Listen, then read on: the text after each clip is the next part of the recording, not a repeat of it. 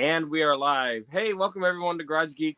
So this is a live stream with Gore Vidal, and we are going to be chatting about four different genres. We are going to cover books, movies, music, and graphic novels. And these are not necessarily our best or favorites, but what we did was we kind of coordinated and we wanted to pick things that we both kind of knew so that we could keep the conversation going. So go ahead and say good morning, Gore. And we already have one comment. Hey, good morning, David. Good morning. And Damien's here. Good morning, Damien. Blood feud? Damien, this is not a blood feud. This is not I will gladiator. draw first blood. That's for sure. Well, I have good lawyers, so I and got my you know how it scissors. operates here. Something will be snipped. This is that kind of party. Is it a bar mitzvah? Is this going to be a bar mitzvah? So sorry, I cut off your introduction or good morning. If you want to do that. Yeah, no, but good morning, everyone. Good. Thank you for having me, and I'm glad to be here. And I'm looking forward to your thoughts on. So I also want to say that you were telling me that you might go out because you're having severe winds, and Yes. if that happens, I've got a backup. I have something to talk about for a few minutes, and then if eventually he can't get back in, well, we'll just cut the stream at that point. But let's hope his weather will work in our favor. Fingers Oh, crossed. we have Howler Mouse. Oh, Tim. Good morning, Tim. Yes, Tim is one of the original comic book YouTubers. Wow. He is one of the first. He's of that first generation. He came even before Damien and myself were on board. Then I need to feel honored. And yeah, Tim is he's one of the OGs, and very knowledgeable about comics, and great guy. I've known him for many years. It's good to see Tim here. Absolutely. All right. So we have four genres. Which one would you like to start with? Book, music, movie, or graphic novel? Well, I'm going to leave it up to you, and I would like you to begin first because I want to hear your thoughts on all these things because I think the stuff you picked was interesting to me. And so you pick the genre, and you pick. All right. So why don't we save the graphic novels for later because people are coming in. That's fine. Why don't we do books first? Because I hate to say this, but I think most of our audience don't really care for the literature, to be honest. And we could just go ahead and start with that. So you picked something, and I'm going to piggyback off that. Mm-hmm. And I have things to go along with your pick, but then I have a different pick as well. So you want me to go first? Yes, please, if you don't mind. Yeah. And so far with Damien and Tim that are here, they're both literary. So at least those two guys there can join in. They're book readers, so they'll be comfortable with this. All right. So I've talked a lot about how one of my favorite writers is Kazuo Ishiguro. I like all of his early work, and basically his first three books, including An Artist of a Floating World, they were basically the same book, but he would change the narrator. And he always had the same type of themes. Someone who is an outsider or who has broken a norm or a taboo of the society, but the person who does it, like we can see it at their first person narratives. So we could see the problem, but the person in the book is kind of oblivious. And when we get to my pick for today, which is Remains of the Day, which won awards and was made into a really good movie, we see how the focal character of the book, who is the butler, right? He can't understand like his character flaws, and the other characters are, they surround him, and we see their reactions to him, and we can understand how ridiculous he is, but he can't understand it. And for me, I just think number one, first person narratives are that's what I love. And number two, I love the expert way this guy writes to build these characters who are so oblivious to everything going on around them. Now, later, Kazuo Ishiguro, he would make a lot of other books, and he's also won awards. But what he does is, from the first couple of novels, he changed his narrator, but it was basically the same book over and over. Later books, he starts playing with the first person narrative and third person narrative, and he starts trying to shift how he writes. So, in one sense, if you've read one Kazuo Ishiguro book, you kind of read them all. But in another sense, no, because he's always trying to change and shift with each novel. So that's what I'm going to say is my first pick for my book, Kazuo Ishiguro. Now, was that Chicago. the first book? I'm sorry if I missed it. Was that the first book you read by him, or who? Let me phrase it this way: Yeah. how did you discover him? How was that Okay, process? so early on, like I used to read obviously a lot all through teens, but early on, a friend of mine, a very good friend, she introduced me to the Booker Awards, and I started reading all of the winners. And he was an early one that I read, and his Remains of the Day won the Booker Prize for the year That I it do came. remember. And so once I read that book, I loved it so much. In fact, a lot of the books that I recommended to you were some of those early Booker Prize winners, like Hotel du Lac and Moon Tiger. So, anyways, and those are female, and in many ways, those writers are very similar to Kazuo Ishiguro. They just have female characters, first person, who are oblivious. But I guess I kind of like that. So then I started going back and reading his first two or three that came before Remains of the Day, and then after that, I've followed his career since then. The thing about the narrative you were talking about, there was a British writer, Lawrence Durrell, who wrote the Alexandrian Quartet, and it's told from each. It's four books, and each one's told from a different point of view. And Durrell's writing is very different than many other British writers, at least the ones that I've read, is that he's a very sensual writer, something you don't really associate with Brits. And it's almost like I think I've never read any of his books in Spanish translations, but I think he probably translates wonderfully. So when you mentioned about Ishiguro, so you read the book. Now, had you this before you saw the film Remains of the Day, or this after Remains of the Day? No, This is before Remains of the Day, isn't it? And that was an excellent movie, by the way. But the book is so much more nuanced. Just like any book is, right? It's an excellent movie, right? And of course, Anthony Hopkins and Emma Tompkins. What's her last name? David Thompson. Yeah, she was still married to Kenneth Branagh, I remember at the time. Yeah. Don't let me talk about Kenneth Branagh because I think he's so cute. But anyways, Emma Thompson was lucky. But they were both astounding in that movie. They were amazing. I mean, but the book, the movie won the Academy Award, I think. Or I know it was nominated. I think it might have won something. I'm pretty sure it won something. Maybe it wasn't the book film. Is still better. The book is still better. Were there any significant changes in the book and the film? Was there any anything drastic?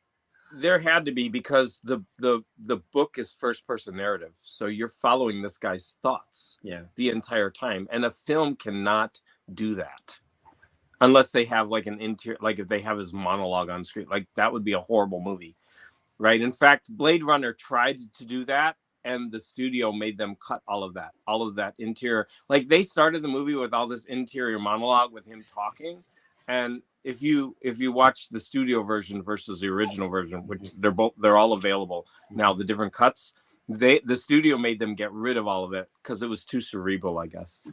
And they there's a Texas connection to that with the Blade Runner, but we'll get sidetracked on that. But one day we'll discuss it, maybe at the end of the stream. So regarding the book, I think I've not read anything by Ishiguro, but I've known about him for decades. No, that's why I wanted you to discuss him. I mean, he's one of those of the British invasion, another British invasion, another literary British invasion. It was Ishiguro, it was McEwan, it was Amos, it was Barnes, it was Barker. It was just a whole bunch of them, Banville. Blue. And I read all of them, but somehow Ishiguro has evaded me. Even though when I saw the film when I lived in Houston in the theater of Remains of the Day. And it was a very moving film. I mean, throughout. I mean, just amazing. Some of the scenes, I don't know how they portray how they're in the book. They're probably very effective in the book. is when Anthony Hopkins' father, they're having this massive dinner, diplomatic dinner, right? Where I think the Germans are there and everyone, and Yeah. Christopher Reeve is there, the American there, and he learns of his father's death, and yet he goes to see his father, and he goes back and continues doing his job. He And is duty bound. In fact, that whole book is about duty because that's one of the flaws of the character, because they're so rigid when it comes to duty. And that, I mean, Kazuo Ishiguro was pointing out a flaw in possibly British society, because having that duty and loyalty kind of got them into trouble. And he was explaining, like, being so rigid in your ideals is good, but to the point where it creates no flexibility at all can be very problematic. And this character is so stuck on his duty. He will always do his duty. I don't know if you remember it, but it was Christopher Reeve in the movie, and he is siding with the Germans.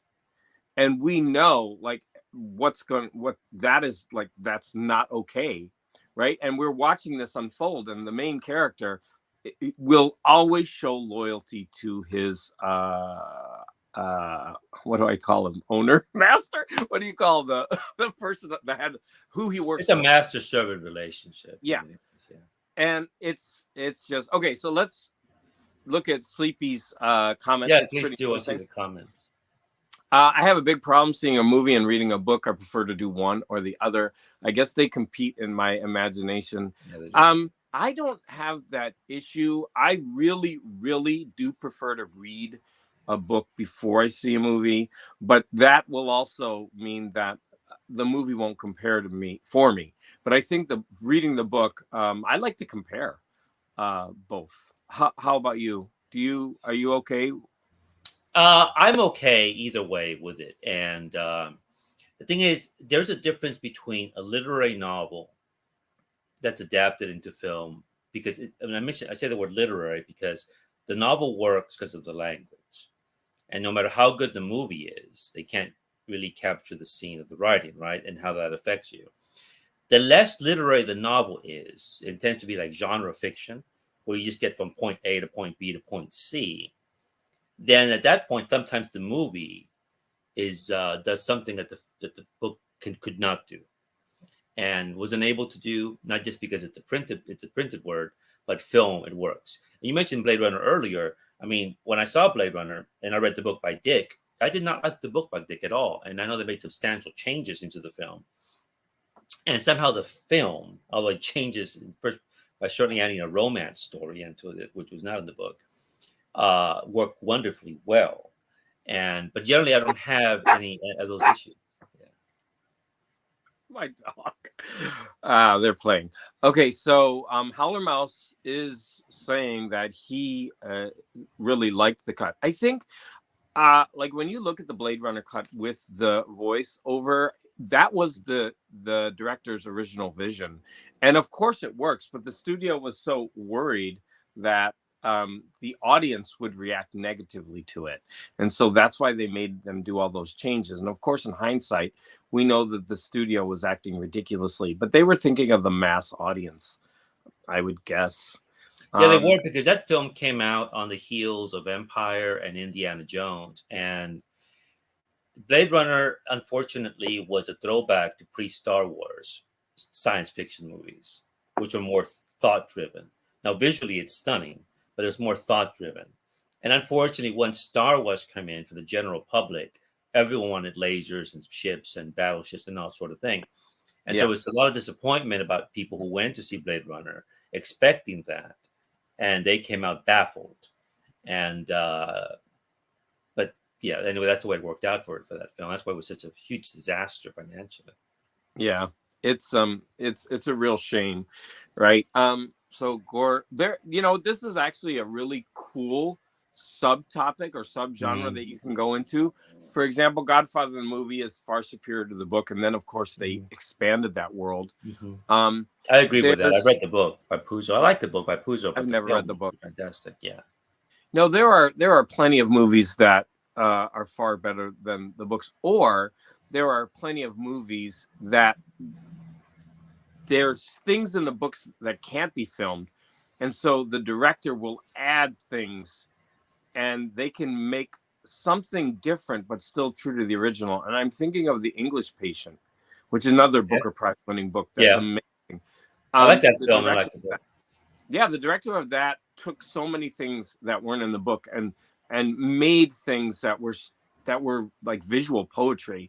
Mm-hmm. And but the whole idea is still true to the book, Mm-hmm. right? And so yeah, this is a really interesting subtopic, I think. But I think about foundation again. It's the books that are based on language. For example, Great Gatsby. I've seen most of the adaptations of Great Gatsby, and some of them are very good. I mean, the one by Coppola was good with Robert Redford and Mia Farrow and Bruce Dern.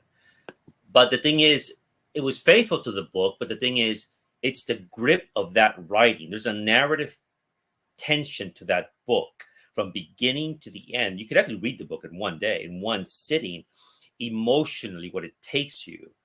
And that the films just cannot capture, no matter how good they are, unless they fundamentally change it. Take the spirit of the novel, which is probably the best way to do it, and change it. Make a science fiction film out of Great Gatsby or something. Something so fundamentally different, because the writing is just so strong in that book. Yep. But again, I if will it's agree. yeah, that's what I think regarding it. The writing's not that strong. I figure the Bourne films. The Bourne films I like a lot, but I read the first Bourne novel, and it was tedious. That thing was just a tough thing to get through, and it looked very different than the films, and which I guess I'm glad they did. And Yeah, I love the Bourne movies, but I've never read any of the books, so I really like those. Okay, so I have some things to piggyback on your picks. So go ahead and introduce yours, and then I'll jump in.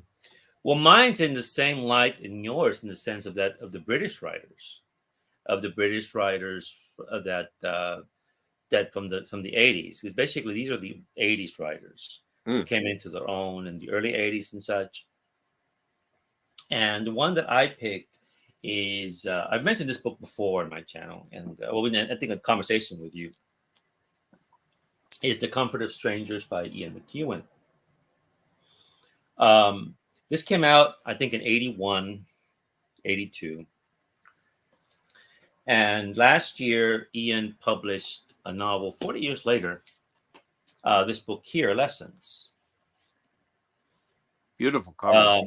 Much larger novel than The Comfort of Strangers, right? Much heavier, right? And I guess before I get to discuss this one, I'll just briefly discuss how he wrote Lessons. And I think it maybe says something about Ian McEwan in his books. Because I'm not sure who's old. I think he's older than Ishiguro. Do you think? I think Ian is in his early 70s, I think. I actually don't know much about him, although I've read a lot of his books. Okay. Because McEwan was born in the late 40s. I want to say 48 or 49, I think. 70 something. Yeah. Yeah, I think so. I think Ishiguro is a little bit younger. But McEwan, in recent years, told a really fascinating story about his family. His father had been in the Second World War. He was fighting in Africa against Rommel. His mother, Ian McEwan's mother, although McEwan wasn't born yet, had an affair and became pregnant. And she lived in a very small town. We're in England. So now she has a problem. Her husband is out fighting the Germans. She's gotten pregnant. Small town. It's going to be scandal. It's humiliating. Everything that comes with it, right? Yep. The baby's born. She gives the baby away. Gives the baby away. Now, McEwan, later on, when he was born, he wasn't aware of this. And it wasn't until about 60 years later that he became aware of it. Fairly recently, actually. And what it is, now the novel that he wrote this is helped inspire this novel. It's called Lessons. Is when McEwen met the man, his brother. His brother was adopted by a coal mining family. His brother is a bricklayer. His brother never attended good universities. His brother's happy. He was never bitter. He was always curious why he was given up for adoption. But and so Ian began to look at it, if things had changed, because he stayed with his mother and the father. He went to a good university. I think he went either to Oxford or Cambridge. Was well educated, and it made him a writer, a very successful writer. But he knew if things had been different, he would have been that bricklayer's. He would have been that coal miner's son. His brother was working class. Sometimes they were in poverty. And his brother, for all intents and purposes, is happy with what he did in his life, right? But if the brother had stayed, right, it would have been just so different. Absolutely.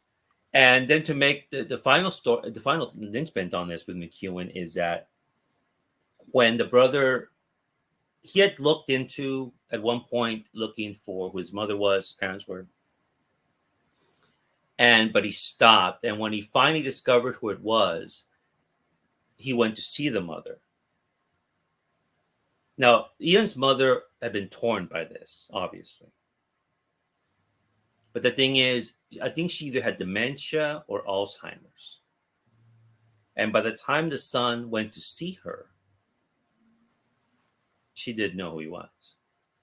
She wasn't aware that she had done this. So that's a certain sense of sadness there. When McEwen described it, his mother, if he had gone a year earlier, before the onset of it must have been Alzheimer's, the mother would have been able to, I don't say forgiveness or whatever it is, but just maybe be more comfortable with her conscience, right? Yeah. And but it didn't happen that way.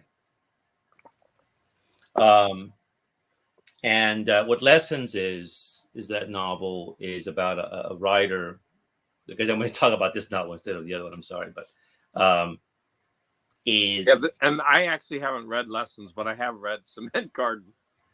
Well, I always tell you that basically I don't always spoil anything, but just what the jacket says. I'm definitely going to read it because I've read almost all of his stuff. Okay, well then what basically it's a premise is about it's a story in 3 arcs, and it's about a young man a little boy in the 1950s who's basically being groomed by his female piano teacher. And when he's 11 or 12 years old, there's hints that she likes him. And she's in her 20s. And then eventually, when he becomes a teenager, they become a love affair. Or I guess abuse, right? And that sets the story going. It has that moment in his life will affect him later on. And the way the novel begins is he's living in England. He's got a baby, and his wife leaves him. And now we get all these things begin. Now he begins to reflect when he was a young man or a little boy, having an affair with this woman. And did this have anything to do with his wife leaving him? And then we get into the whole history of who his wife was, what she became, why she left him, who her parents were, which have something to do with the White Rose and Sophie Scholl. Are you familiar with that? He's with the German resistance against the Nazis. And then you have basically, the novel begins in the late 1940s, and it ends in 2021 during the pandemic, the insurrection in January 6th. Everything is mentioned in this book. It covers a whole history of that, which was endlessly fascinating for me. And when I read the book, I'm thinking, this is very different than the first novel I ever read by him, which is this little book here, The Comfort of Strangers, which was made into a really good film with Christopher Walken in the role. And this was a screenplay by Harold Pinter. And McEwan's early novels, this is his second novel.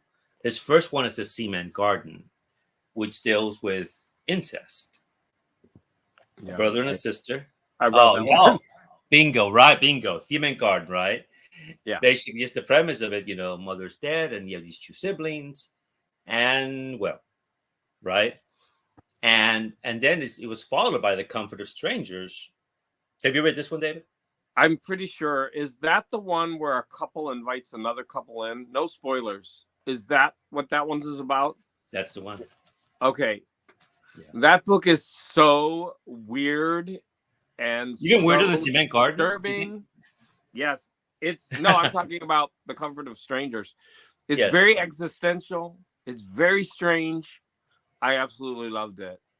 It's like one of those books where you get to the end, you're kind of like, what did I just read? Oh, yeah. It's so weird. Now, no spoilers. I will. The story to this one was, this must have been early 90s, right? I had already read Martin Amis. I think London Fields had just been published a couple of years before. I was already reading the essays of Christopher Hitchens, the critic and political writer, right? Chris, because they're all part of the same circle. I discovered Julian Barnes. I heard about Ishiguro, but again, I hadn't read him. And I heard of McEwan, but nothing. And then the film premiered. And a friend of mine, who's a big film buff, and I asked her, "You want to go see it?" And she goes, "Yeah, let's go. I like Christopher Walken." So we're walking into the theater. And we're watching the credits. I didn't know who was behind this film. I had just read a quick review, and Helen Mirren was in it. Rupert Everett was in it. Was it Miranda Richardson? Was it Miranda or Natasha? I get the Richardsons confused. It's the one that's Vanessa Redgrave's daughter, who became engaged to Liam Neeson, who died tragically. Yeah, I don't know. I think it was Miranda. And Chris Walken. Okay, so I'm watching the credits. And I'm thinking, oh my God, this is the screenplay is by Harold Pinter. And the music was the composer who did Twin Peaks. Angelo Badalamenti. Bingo. I'm thinking, oh my God. And then it's directed by Paul Schrader, the guy who wrote Taxi Driver. Yeah. And a film we're going to be discussing later on today. And American Gigolo. I had no idea. So I'm like, I'm in glee. And already my friend's getting very uncomfortable because some of those names up there disturb her, right? And then we watch the film. That's awesome. We leave the theater. And she's looking at me, and she says, "This is the worst movie I have ever seen." She was so upset by the film. I go, "You agreed to come and see this with me. You like Christopher Walken. You've seen The Deer Hunter." The movie she doesn't like. And so I wasn't sure which Christopher Walken movie she liked, because his movies are pretty grim. Because this is, I think, before Pulp Fiction, when he's kind of a little humorous piece in it, right? So, but for those who haven't seen the film, the premise is a young couple. Don't spoil. No, they just go to Venice. It's a young couple that the marriage is on the rocks. And there's no passion left in the relationship. At least it doesn't seem that way. But then they meet someone there in Venice who says, "Let me show you around. Let me introduce you to my wife." And the novel is 150 pages or so? Yeah, his early books are really short. Short, right? But they're packed. They're packed. Yeah, they have a sinister element in his novels. It's always some event happens that has ramifications down the road, but there seems to be something unsettling in the atmosphere. I mean, but the undercurrents are just very disturbing. That's something that he does really well. John Fowles from The Collector, French Lieutenant's Woman, does extremely well, and of course J.G. Ballard. And those stories are always like very much where what you see, nice middle class family, everything looks good, but then when you really get into it, get into the ice storm. The Ice Storm, that film from the late 90s by the guy who directed The Hulk, I forget his name, and Brokeback Mountain. Ang Lee. Bingo. like the Ice Storm, right? The Ice Storm's a wonderful film, and it's just like that. Yeah, that's. Mm. But anyway, so that was my introduction to McEwan, and so I went that shortly thereafter. I went to the bookstore. This is not the copy that I have of The Comfort of Strangers. And just those of you, if you know this line, you know it, because that line is from Tennessee Williams, Streetcar Named Desire. And it's one of the last lines Blanche Dubois says after the horrific events that have happened to her. And she's kind of like losing her mind. And some man takes her arm and she says, I've always depended upon the kindness of strangers. Here is a play on that, The Comfort of Strangers, but that's definitely where he got this from. So, yeah, McEwan, just a very strong writer. Yeah. So I'm going to show off 2 other McEwan books. Now, of course, this one is super famous because it became a movie, but this book is just devastating. The whole idea around it, and if you don't want to read them, watch the I've read the book and novel. I've seen the film.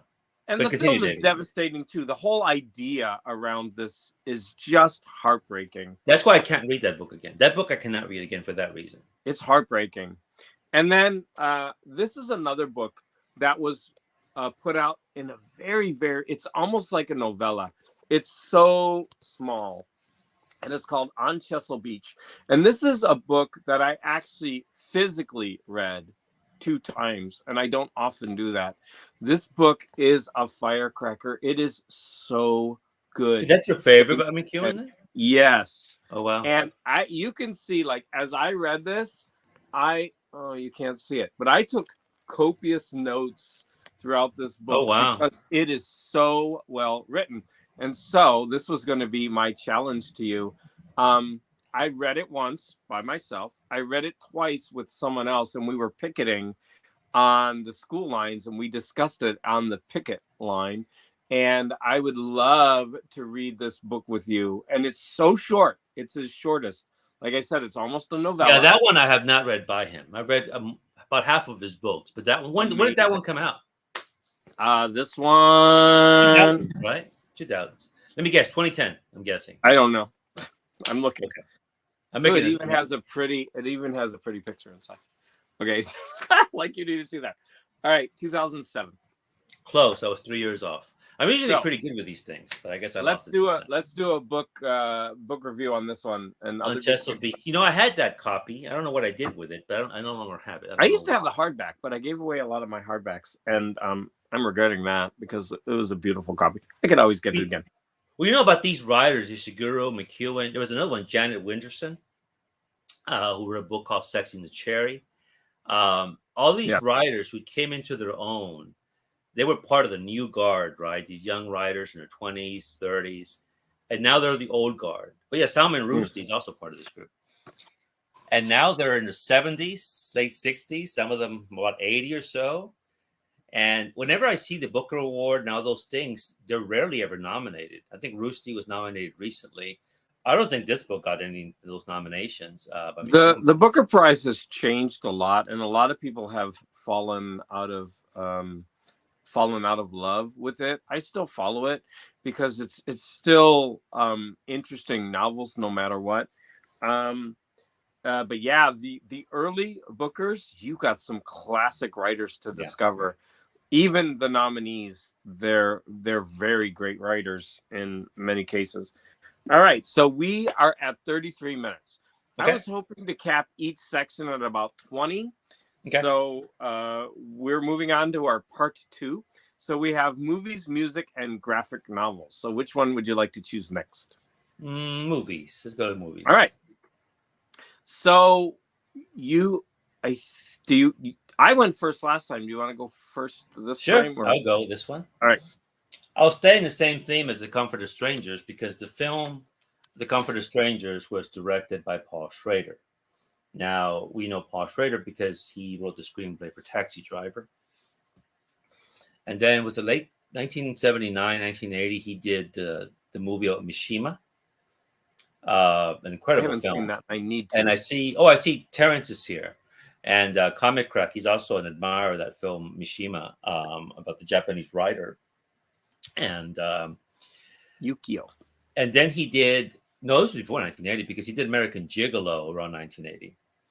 And American Gigolo, I liked that movie a lot. I saw it as a kid. Again, movies that I wasn't supposed to see, but I saw them on HBO.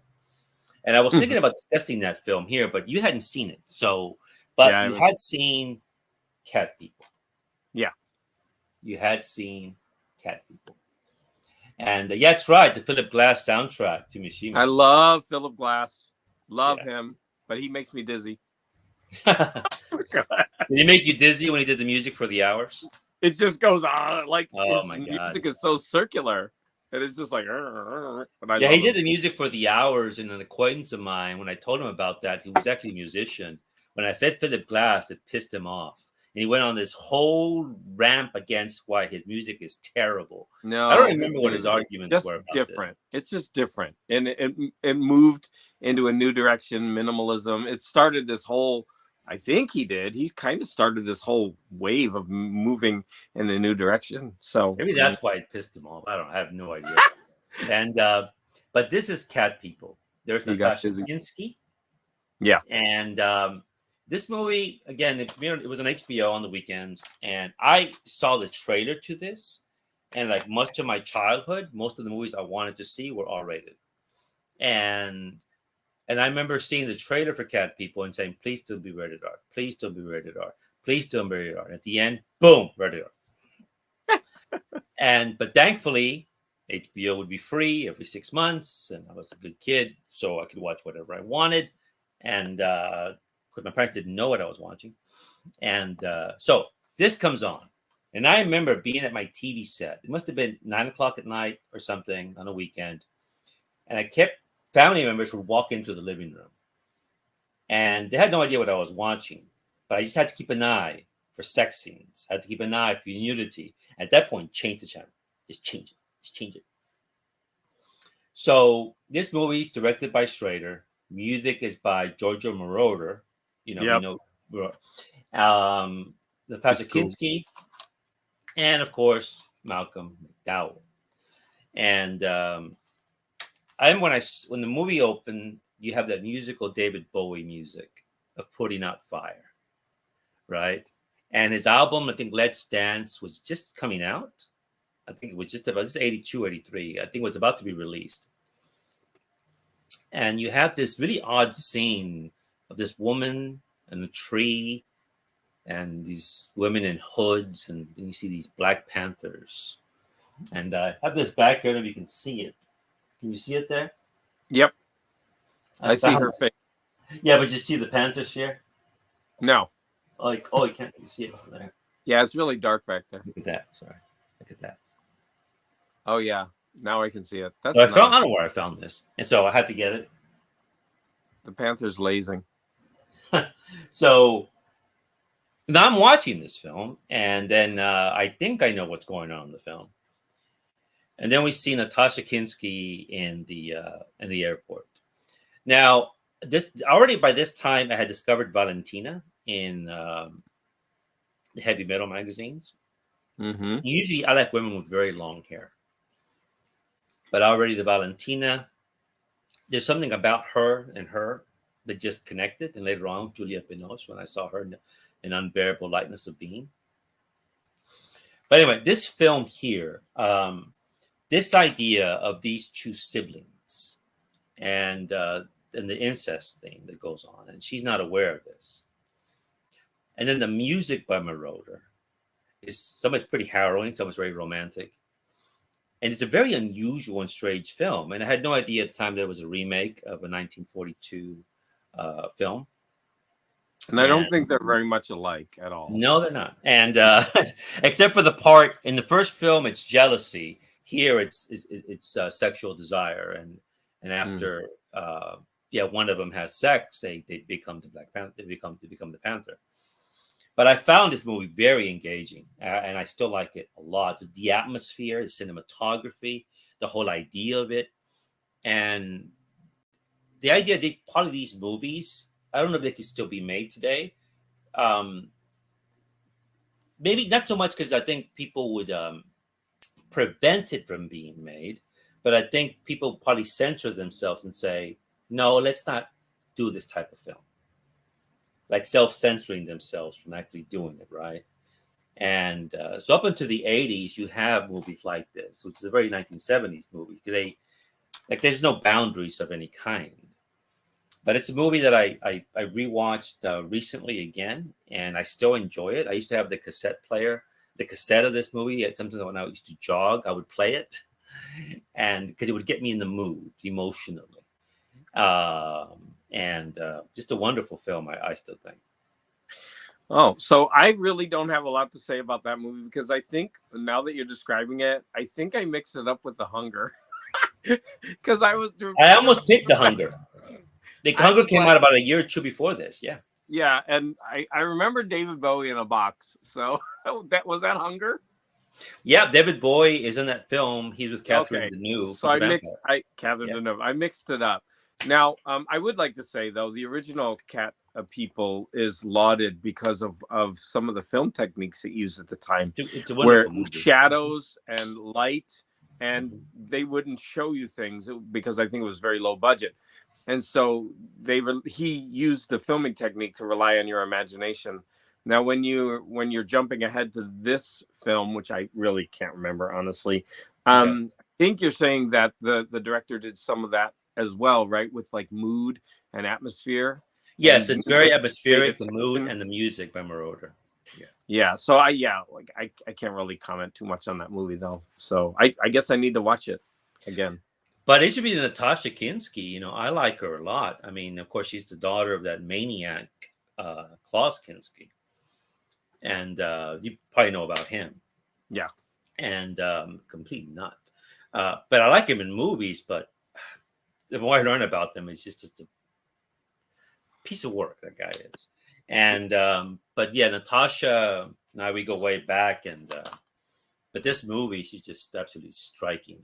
I absolutely need you to hold that, do like this, because like put it up to your, because it's like I'm seeing half your face. No, put it like line it up with your face. Yes, now bring it closer to your face. No, yeah, I want like your face super. Yes, there we go. I don't know why I wanted to see that, but it's pretty cool actually. At Yes. least the Natasha part's pretty cool. Yes. No, it goes well to. I have no idea if Natasha still acts. I don't know. No, I haven't seen her in anything. You know, her first film, I wanted to show it to you here, was a Wim Wenders film. What is it? I had it here. This one here. Look at that. I think she was. What's it Wrong called? Move.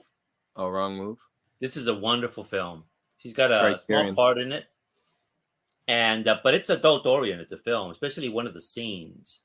Again, you could only do these films back in the 70s and the 80s. And the way this one was, she was at a nightclub. She was like 13 years old at a nightclub. They allowed her to go to a nightclub. And now Wim Wenders is there with his partner, and they're thinking about doing this film, and they're having trouble casting it. And I think the woman he was with noticed her and didn't know who she was, didn't know who her father was, but approached her and said, you know, I work with Wenders, we're going to make this film. And they didn't know how old she was. They thought she was like 16, but she wasn't. So anyway, she shows up the next day, and they realize it's Kinski's daughter. But she shows up with the mom, and she got the part. And but this is a wonderful film by Wenders. And she's got a small cameo in it, but this is her first film. Yeah, I haven't seen that one. Yeah. A lot of good movies out there to find. Okay, so my pick was a little very, very mainstream and recent. And so threw a couple out there, but we've both seen Interstellar.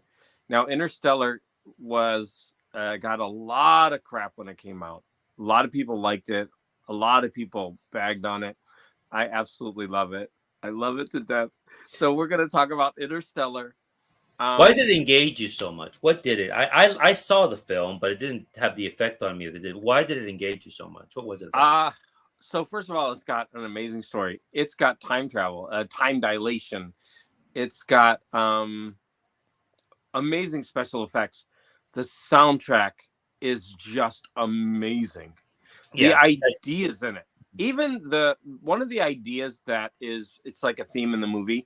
It drives the narrative, and that's one, like, it's a core idea of the film, and that's one of the the things that people were talking about, why it was ridiculous, right? And it was the idea of emotions and love being the only thing that goes beyond a human existence. Once you die, it's the only emotion or only thing that can keep people connected. Like everything else doesn't matter.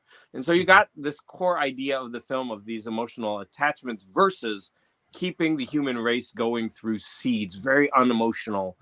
And these two ideas are battling throughout the whole movie. And it's the what is the one thing that keeps the human population going is not this, cold clinical aspect, which you would think would move the human race forward. But the emotions win out. It is the emotional connections that actually keep the human race going.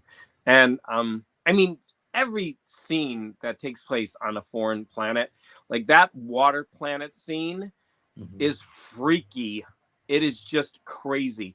And I don't know if you know this. It's so cool, but the entire soundtrack while they're on there is a ticking clock. And every time it No, I didn't know ticks, that. No. every time it ticks, it's telling you, I think, 19 days pass on Earth because it's a time dilation. And he's so desperate to get back home to his daughter. And they can't skip this planet, although he wants to. But the scientist forces him to go down there. And he begrudgingly does it. And there's an accident that happens on the planet and they get stuck there longer. And you hear a tick. It's like that. And every tick is 19 days passing on Earth. It's brilliant. Like once you realize that, it's like, and this guy is so desperate. And when they finally get back to the spacecraft, you've got this amazing scene of Matthew McConaughey breaking down in front of the camera, watching his child age because they're getting these videos, and her reaction, her like she's so angry with him. I mean, I don't know how you can not like this movie. It is freaking phenomenal. I know that the music Time by Zimmer is just beautiful. Yes. Beautiful. I think The it's all soundtrack time. is so good. It was just a piano dun dun dun dun, and I saw some live performance on YouTube of him doing that. It's actually beautiful. I think the issue that I had to film is more of a personal thing. It's me and McConaughey do not get along. He was so Me and good in that Matthew, movie. He was in amazing. any movie, it's me and Matthew. He's a fellow Texan, and he was there in Austin when I was living there. Never met him, but it's difficult. Well, listening to you, I'm gonna have to rewatch the movie again because He's phenomenal. I'm a little bit lighter now on Matthew. I'm a little bit lighter about him. Did I just have difficulty watching him on screen and taking him seriously? And I'm in the minority in this. I like him in small bits. I liked him in Dazed and Confused. I liked him in Lone Star. And I liked him in True Detective, that series True Detective. Yeah. And but it's just an issue for me. And but I like how you describe that element about time and the minutes. And you're right about the child and memory. And it made me think of Solaris, where think about the Russian film, but I think the American film is the same. And where the planet Solaris is able to emotionally get at something at your core, some thought or memory that you just can't let go. And it manifests itself before you in the satellite. And in the case of one of them is a psychiatrist's wife who committed suicide and years earlier, and now she's there. But it's not really her, it's how he remembers her. But she's so real. It's like the way memories that people tell you, can't you just let that go? I do. But when I go to sleep, my dreams, then I wake up with something on my chest. I can't control that. Or you're walking around, and even the way the trees are blowing and the way the sky is, it'll trigger a memory. And then you may not share it with somebody, but suddenly you feel deep sadness or pain or anger. and you try to, okay, no, got to put it aside. But why am I doing that? Because it triggers a memory of something you just can't let go, or just yeah, you just can't let it go. So anyway, the way you described that made me think of that from Solaris. But I'll So give the a chance. Absolutely. I want to say something, because actually one of my viewers, No Solution, he wrote about this today, and I kind of touched upon it.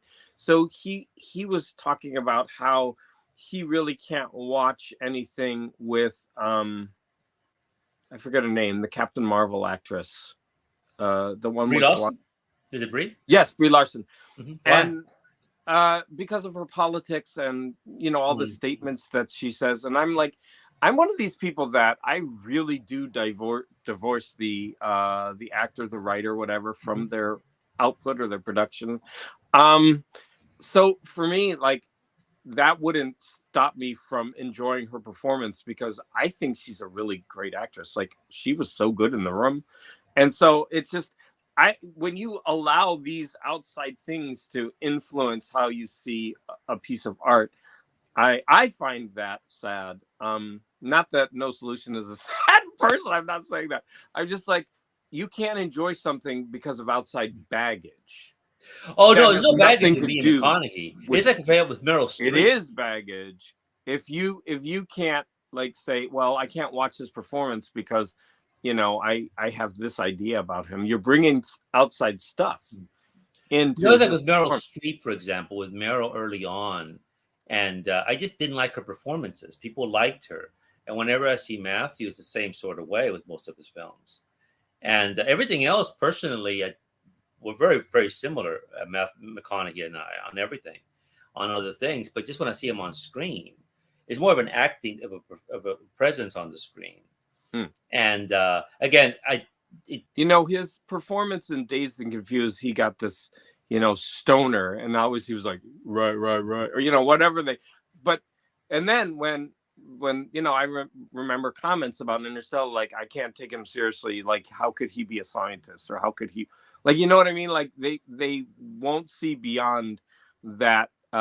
His earlier performances, like, he can't have a brain or utter intellectual things, because he played a stoner in a movie, or maybe even in real life. But his acting, he seems like a scientist to me.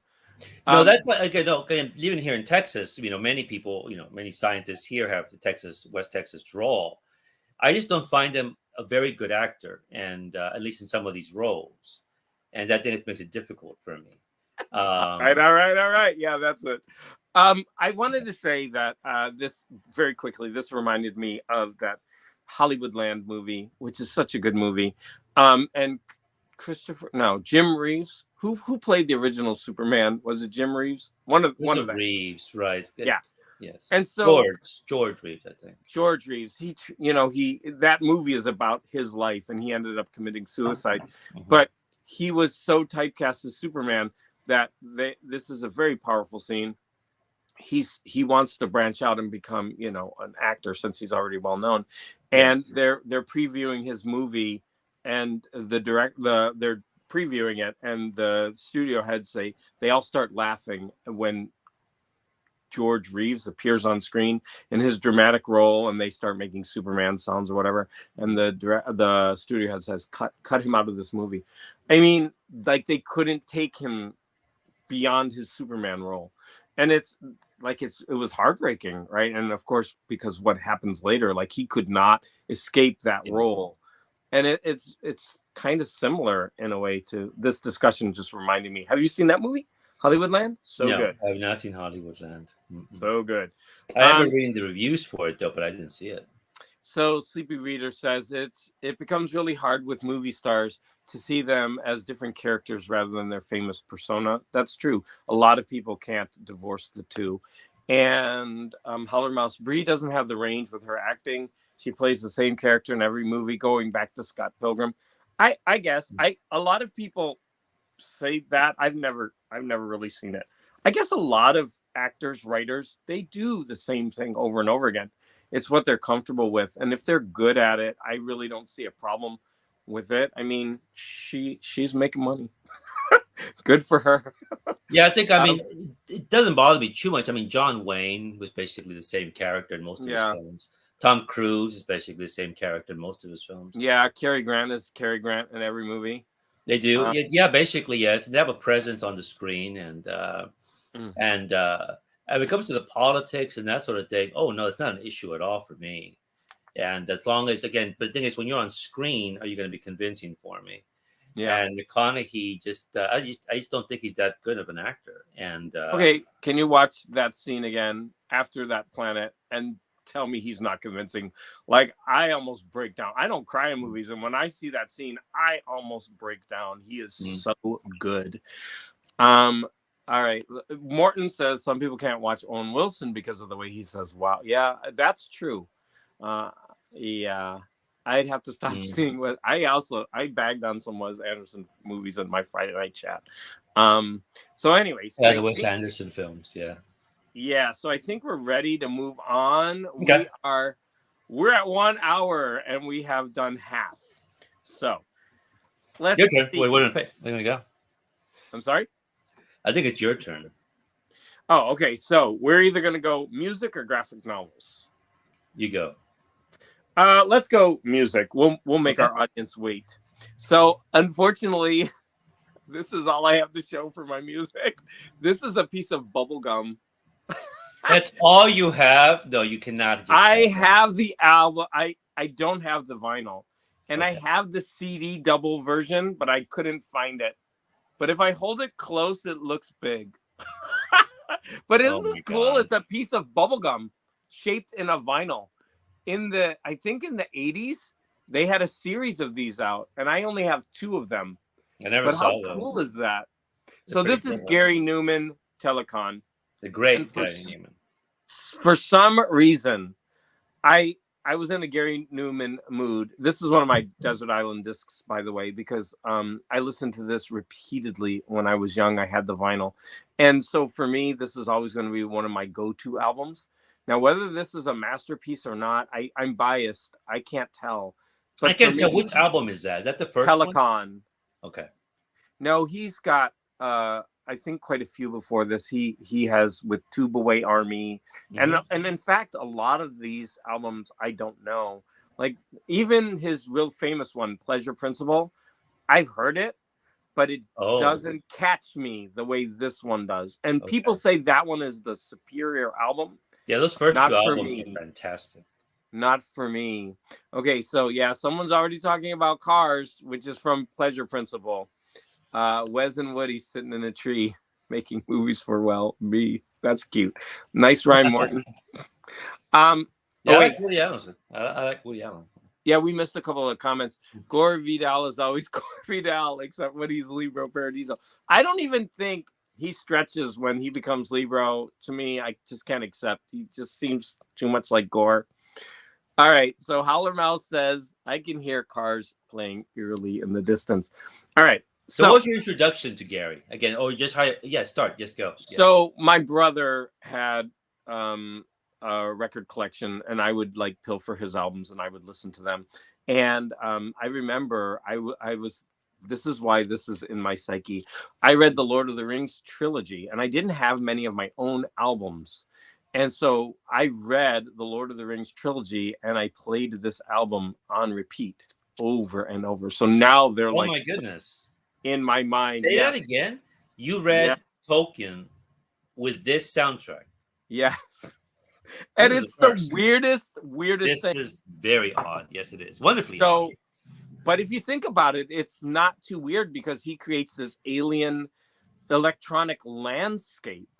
And, Lord of the Rings is, all about this like other world and whatever. So, I mean, for me, they're linked. Wow. And I heard this so many times that now I can't be without this album. Now, here's the thing. I bet if someone were to put on this album, never having heard it now, it would sound dated, really, really dated. But Gary Newman did a lot for electronic music. He was one of the pioneers. And I think like you can't listen to it with today's ears. You have to understand what music was like. And so when I was listening to this as a kid, it's kind of sounded otherworldly, like weird. And even like the lyrics, some of them, number one, sometimes he's mumbling them a lot. Like I can't understand some of the things he says. And then most of them don't make sense unless you kind of know what, if you happen to know what the song's about. Like the lyrics are just weird. So anyways, I wanted to bring this bubblegum to the discussion because you also like I based this based on your or no, was it the other way around? I gave you a list, but I know you picked an electronic 80s album as well, I think because of this. And so we can go ahead and compare them. Let's before we jump to yours, let's get caught up on some of the chat. I have a bunch of those chew bops with display sealed. I need to sell them. Are these chew bops? Oh yeah, they are. And this one is number 24. Hey, I'll buy them, Deadwax 66, but I'm cheap. I won't pay much. But I only have two, and I would like to get the rest. Gary Newman's albums, Orcs and Elves. Newman's Two Boy Army is even better. Yeah, I like Newman. That's right. Yeah. Yeah. Gary Newman as Grymore Wormtongue. Coming to it. I like how people are running with this. Like watching Manhattan whilst listening to The Idiot. Oh my God. Oh. Hey, The Idiot by Iggy Pop. That's actually going to come up in our discussion. Okay. So that's pretty funny. Yeah. So this kind of was formative for me. Right. And in fact, I've never reread The Lord of the Rings since my teens, and I've recently been thinking I need to, but will I be able to unless I'm listening to this? I've never read the books. I mean, I tried to, but they just don't gravitate. I just don't. Thank you. Maybe one day, but I like the films a lot. The films are excellent, and but I mean, I like some fantasy, and maybe one day I will, but at this point, no. I tried reading the Silmarillion, and it was so biblical that I gave up, which I need to get over that. I actually need to, but man, it was like he modeled it on the Bible. Maybe like him, that's fine. But he's one of those seminal writers that we should all be exposed to. And so for me, I forced myself to read these books because they're important. And so I really need to read the Silmarillion. I think the soundtrack for that, Damien, will be the Conan the Barbarian soundtrack. For Tolkien? Yeah, and because that soundtrack for Conan, that Arnold film, is fantastic. It's beautiful. Okay, so now it's your turn. Well, actually, I want to stay with Gary Newman. I mean, Gary, I remember, one of the annoying things about maybe living here in the U.S., I'm making this assumption, unless you live in a major city. Hey. New York City, LA, maybe Houston, Texas, Chicago, where before cable, you were exposed at least to quite a few things from around the world, right? And also in your own country. I don't know how many times I've seen interviews, articles about The Clash, about David Bowie, about Roxy Music, about the Smiths, about The Cure, about Susie the Banshees, about Iggy Pop. You endless list, right? That they were on top of the pops, or somebody was on top of the pops, right? In England. But that reached a mass audience in England. So I don't know. I remember seeing interviews with Brian Ferry saying, I was in my little town and I saw somebody, I don't know who he saw, on top of the pops. And I said, wow. Same goes with anybody else, right? We didn't have that here. I mean, in the sense that we did have great variety shows in the 60s and 70s, and sometimes would, introduce us to different things, but not like this. It wasn't until really MTV finally crashed on us, basically. And even MTV was rather conservative in what they showed. Yeah. And so when Gary Newman arrived, I mean, although Gary had already been around because Cars was such an international hit. So it made it even into the mainstream stuff, right? But it was so unusual. And I remember Gary Newman on SNL, just like I remember David Bowie on SNL when he had that clown outfit, I think doing Ashes to Ashes. And thinking, but that was one of the few exposures we had to stuff that was like this. And I think we were really, again, especially in smaller communities, again, not the larger cities, but in smaller communities, which are many parts of the US, where it's like you're not exposed to this unless you go there or someone from those cities comes over here and says, hey, listen to this album or watch this VHS when VHSs were around. And you're like, why don't I know about this? And it's just very frustrating. And the thing is, with Gary, I think Gary started out in a punk band and he wasn't that interested in synthesizers until he saw, I think, the Moog and he began to play it. And the next thing you know, he's starting to make music. And if I'm correct, he got the Tubeway Army story because he was writing the science fiction stories. That's also about the 70s, the science fiction influence on the look, on Bowie, on Gary Newman, the New Romantics, Duran Duran, Planet Earth. The science fiction element that was just all over the place, particularly among the Europeans, Kraftwerk and all that, was just ingrained. I thought it was so cool, right? Whenever you got to see it. But when I heard Cars, I had no idea it was a reference maybe to Ballard. I mean, Ballard again comes into all this. Are you talking about with Crash? Crash, right. I mean, because not only that, and also Gary Newman's, some of the early albums, like one of his songs is about, it has the word electric in it, which is about a prostitute robot. I mean, this is Philip Dick stuff. Yeah. And it's a robot who's a prostitute and someone's in love with the robot. And it was just incredible. And that music, that synthesizer music early on, this is before Eurythmics, right? But like even Gary Newman have said, because I mean, I really like those early albums by Gary. This stuff has been done before. Kraftwerk and all of them were doing this. But he incorporated these little science fiction stories into each one of those early songs. I'm trying to make your picture bigger, and I don't know how to do that. Oh no, you don't have to do that. I'm fine. Small is good for me. Small is good for me. All right. So, but so Gary was early out. So I think he had a big impact in America. We had Devo, we had the Cars, who used electronic music into it. Devo was great. The Cars, fantastic. But yeah, anyway, so Gary Newman is just a pioneer in so many ways. One of the best. Yes. So yeah, a lot of comments I see.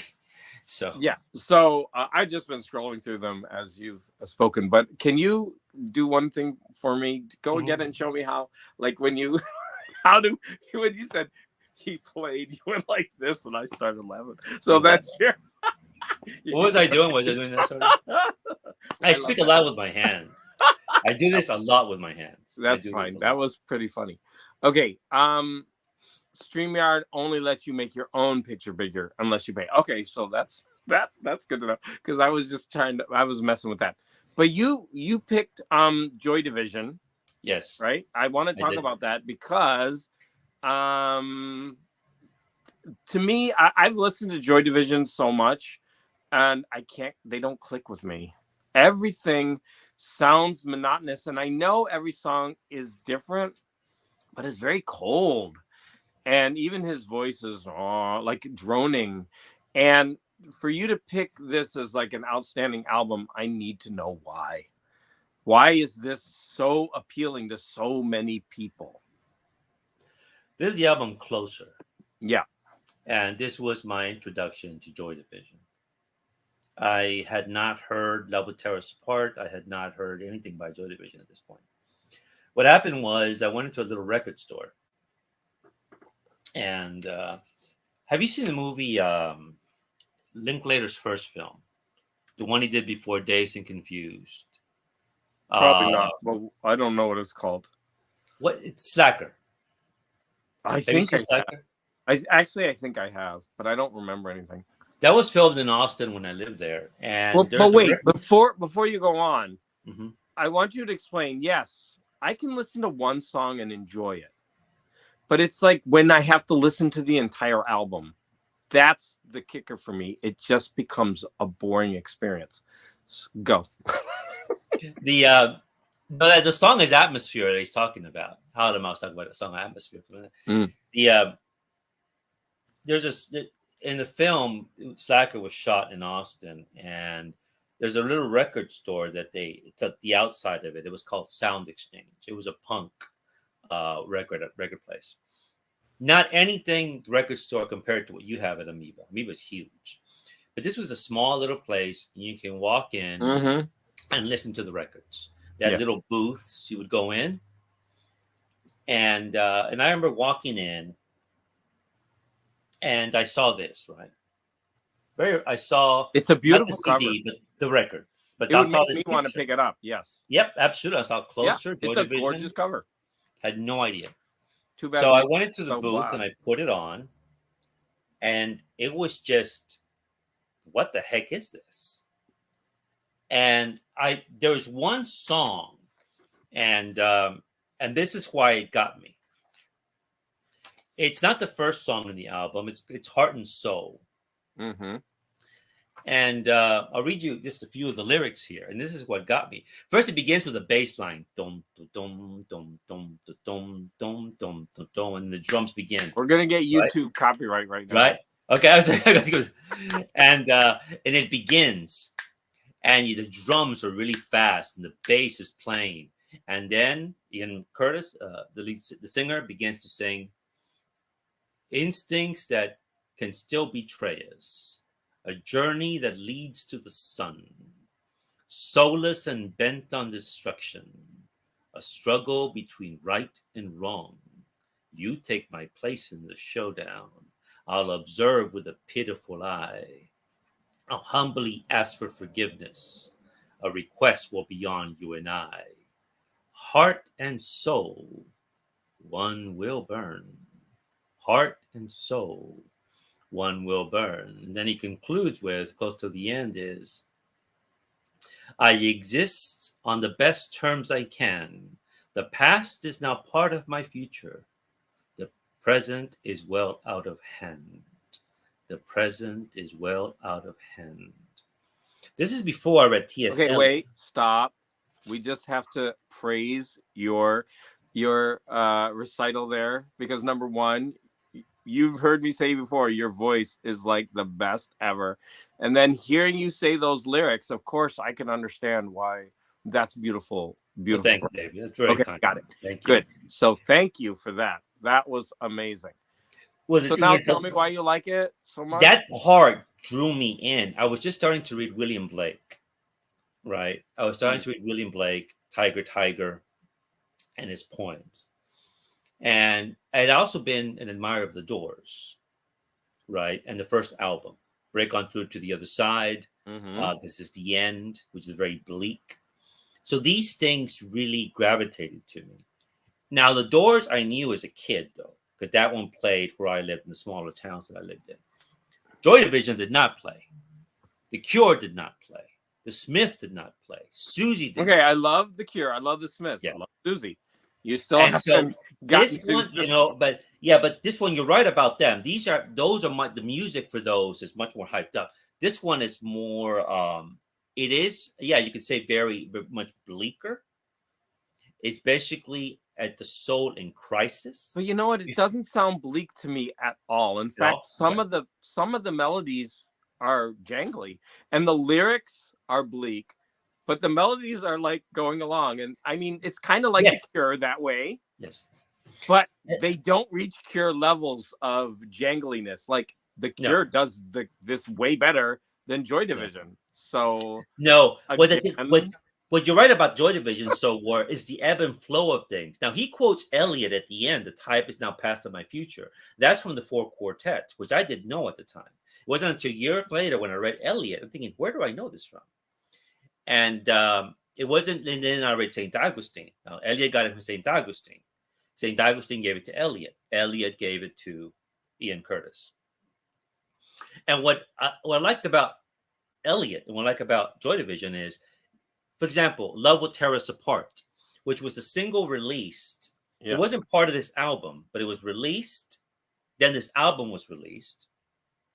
And that song, you have these incredible energy to the song and the melodies, which is supposed to make you happy, but the lyrics are rather sad. It's about a broken relationship. Why is this bedroom so cold? You turn away on your side. I mean, powerful stuff. And you're thinking, but I'm supposed to be depressed, but I'm happy. And I like that in storytelling. I like the ebb and flow of things. Certainly in poetry, I like that a lot, where you're going from one stage to the other. And regarding the closure album, it begins with the Atrocity exhibition. The Which is Atrocity a exhibition, great title. it's a reference to Ballard. Ballard has a short story collection called the Atrocity Exhibition, and Um, and I think I knew that. Curtis read him. And it begins with, "This is the way, step inside," which is basically a description of a concentration camp. And you know that Joy Division got its name because of the German and the sex slaves they had in the concentration camps, where they forced all these Jewish women to be sex slaves. So they named their band Joy Division. Something no band could do that now. They named their band this way. Oh my God. And that was scandalous back then, but not the way it would be now. The next song, Isolation. And I wrote down some of the lyrics that are like, "Mother, I tried to please. Believe me, I'm doing the best that I can. I'm ashamed of the thing I've been put through. I'm ashamed of the person I am." Now I'm sitting in this little booth listening to this album. And all these lyrics, I had never heard something like this. It was a sense of newness to me in music. And I would just found it so engaging, thinking I'd never heard of this. And by this point, they had been broken up. New Order was already big. And I didn't know that New Order and Joy Division were basically the same, except without Ian. Hmm. I had no idea when you listen to Bizarre Love Triangle, um, Blue Monday, Your Silent Face. I didn't know it was the same, basically the same people, right? Another song, Colony. Colony is based on a Kafka story, which Ian Curtis liked. The Penal Colony, Colony, right? Penal yeah, Colony. Penal Colony, Yeah. which is about this machine that engraves your crime on your skin for 12 hours and tortures you to death. And he has this, "A cry for help, a hint of anesthesia, the sound from broken homes. We used to always meet here. God in his wisdom made you understand. God in his wisdom made you understand." And the whole album just read from beginning to end. And the final song is called 24 Hours. I think it's 24 Hours, the last one. And one of the lines is, "I see my destiny slip away from me. Valueless collections of hopes and past desires." So the album was finished. Ian Curtis' life was a mess.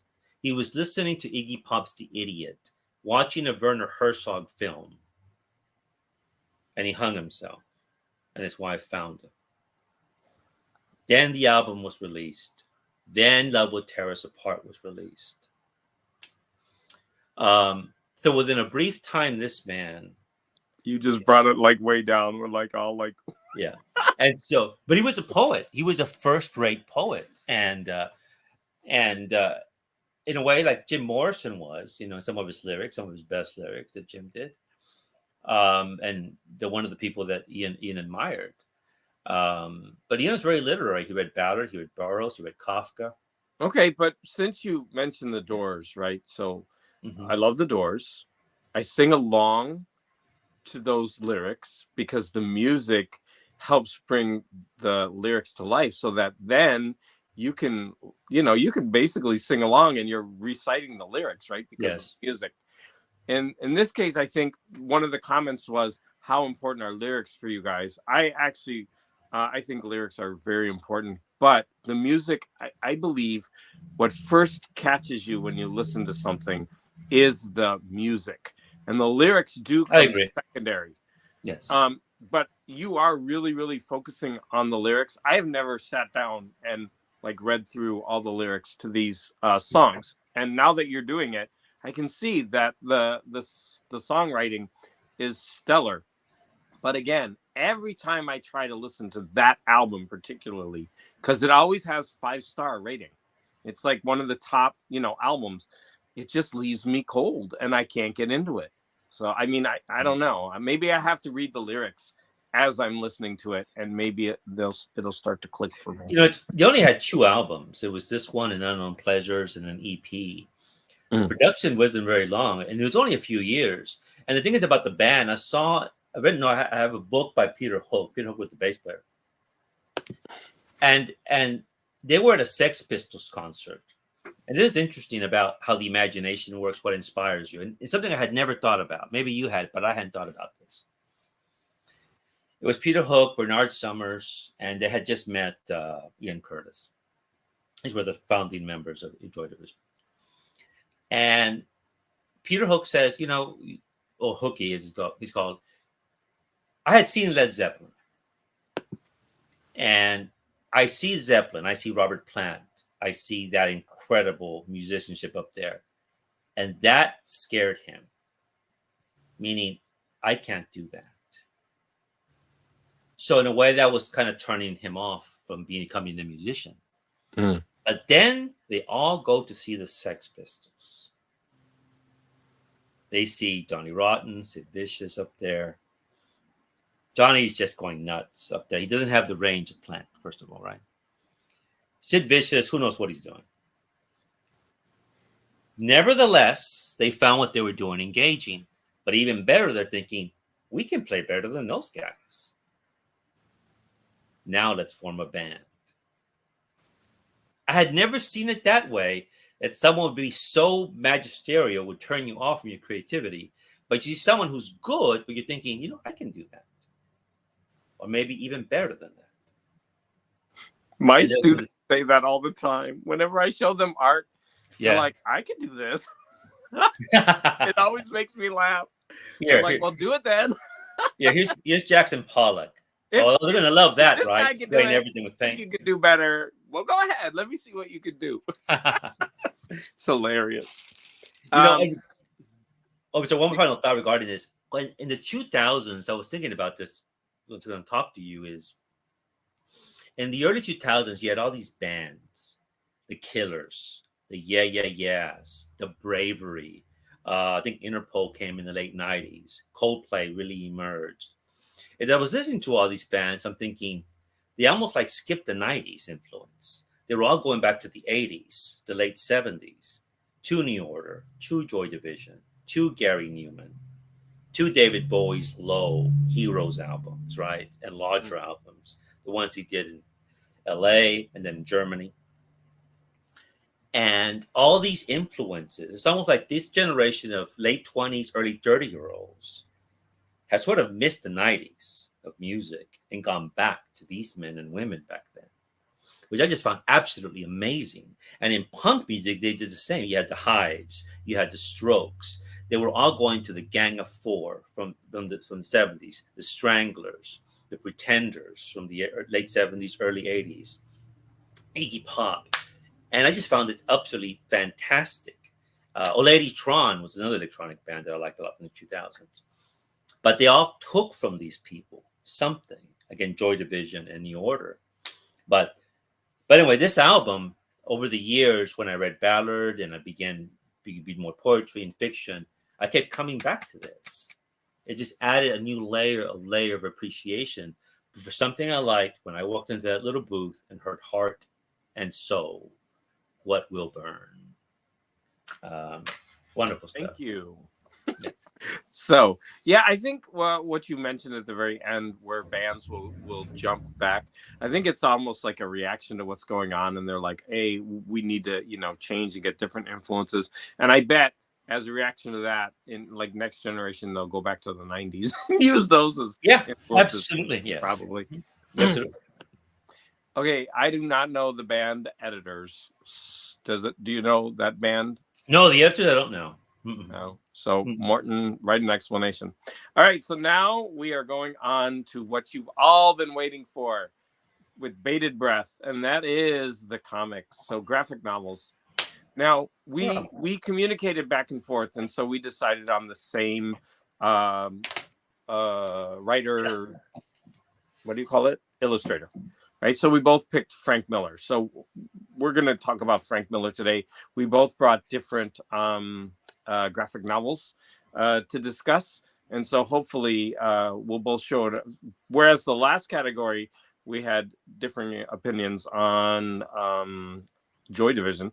So here you're going to see both people probably gushing about this person. I think we both will agree is that both Joy Division and Gary Newman had a huge impact in music. I think we both agree. Yeah, and I'm not saying that Joy Division album is horrible. I do like when I listen to it, certain songs my mind would go to and I would start enjoying, but a lot of it just seemed it seems very monotonous. And I guess I do need to listen to the lyrics. It's very same, and his voice is like that. He sounds droning and monotonous to me when he sings. And I'm like my kids. I'm like, I think I can sing better. Which I probably can't. But anyways, pornographic novels. Let's see. Morton threw up their brand of dark indie rock is commonly compared to the sound of bands such as Echo and the Bunnymen, Joy Division, Interpol, The Chameleon, and U2. All good bands. All of them. Yeah, absolutely.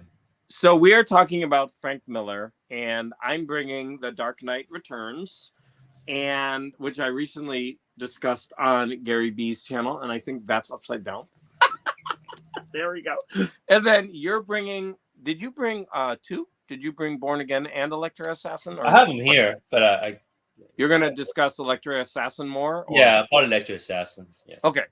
So do you want to do this chronologically, or do you want to jump in first? The thing is, they're all like 86 and 87. These are like, and they're from different companies too, because Electra is Marvel, and Dark Knight Returns. Can I begin with Dark Knight? Because I think that may have been the first one. I'm just going to say Batman from now on instead of trying to remember Dark Knight. It's Batman.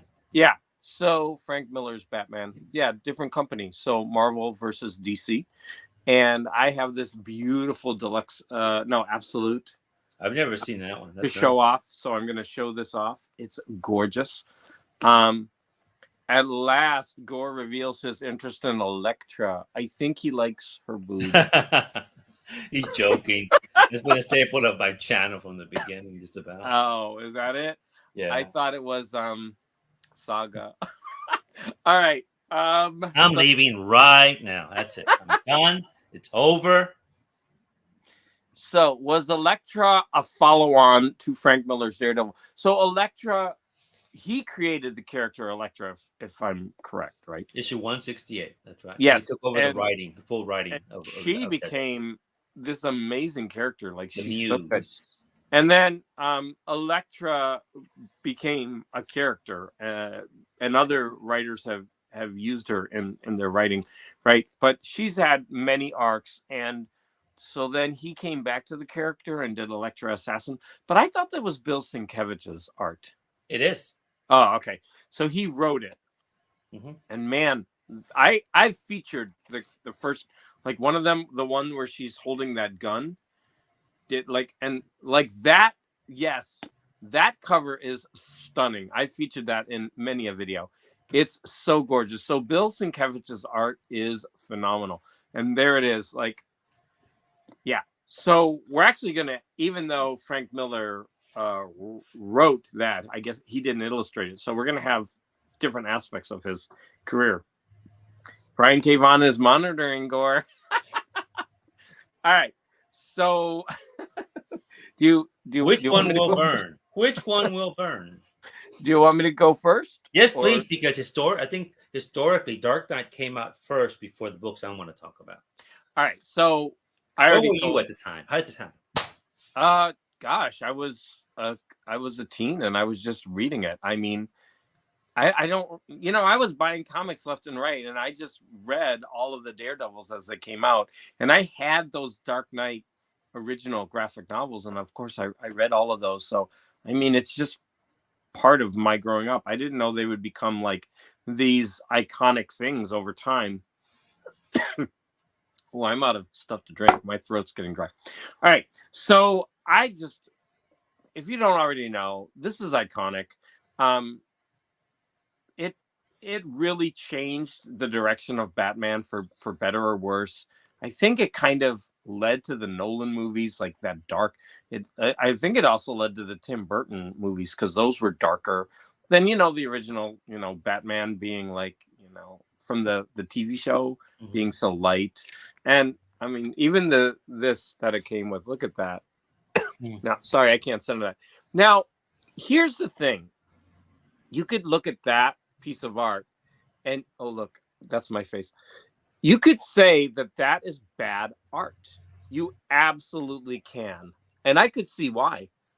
But then again, there's something about it that is so different and unique that at the time it just kind of hit the comic book industry because this kind of stuff wasn't too popular, but he made it popular to go in different ways and do different things. And his art is not necessarily pretty, it's Yeah. gritty, and it's ugly but beautiful at the same time. Like, look at Batman's face. I mean, come on. So cool. All right, so I'm gonna show off my here. First of all is the wraparound. Absolutes are so cool. So this one is in black and white, as you can see. And Chunky then Batman. when you take it out of the wrap, you get the color version of it. Both images. And then when you take off the dust jacket, which I'm going to do very carefully, I'm not rushing through this. Okay, you get another gorgeous wraparound image, which is also very iconic, with which has been homaged many times, of Batman jumping through the lightning. So this is an extreme close-up of the cover of one of the graphic novels, right? Where you see Batman doing like this and jumping through Yeah. the lightning. Yeah, so that's a close-up of that. And when you open this thing up, I mean, it is just packed of gorgeous images throughout in this giant format. I actually wish I had more. I wish I had more absolutes. I only have 3. Hold on, I'll find another one. Like, here we go. And his use.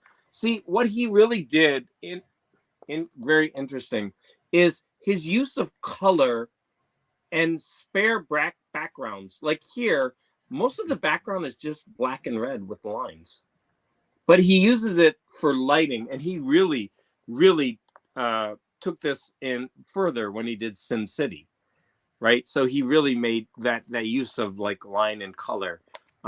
He even took it to, I can't say anything, right? I'm just gushing over this art because when you look at it, right, you could say, well, it's ugly, but it's not. It's hard to explain. Maybe ugly is not the right word. Maybe Like, look at these images. yeah. They're freaking gorgeous. And so, I mean, I'm just gonna say that I think he took the comic industry in a new direction, and Yeah, other people might Varley have did been wonderful doing coloring this. books. Lynn Varley, I think. Yeah, other artists might have been doing this, but he took it into the mainstream, and he's become so influential. Like, I see billboards, and I'm like, oh, that's right from the Dark Knight. The way they use line and color. So, anyways, I could keep showing you image after image from this splash pages.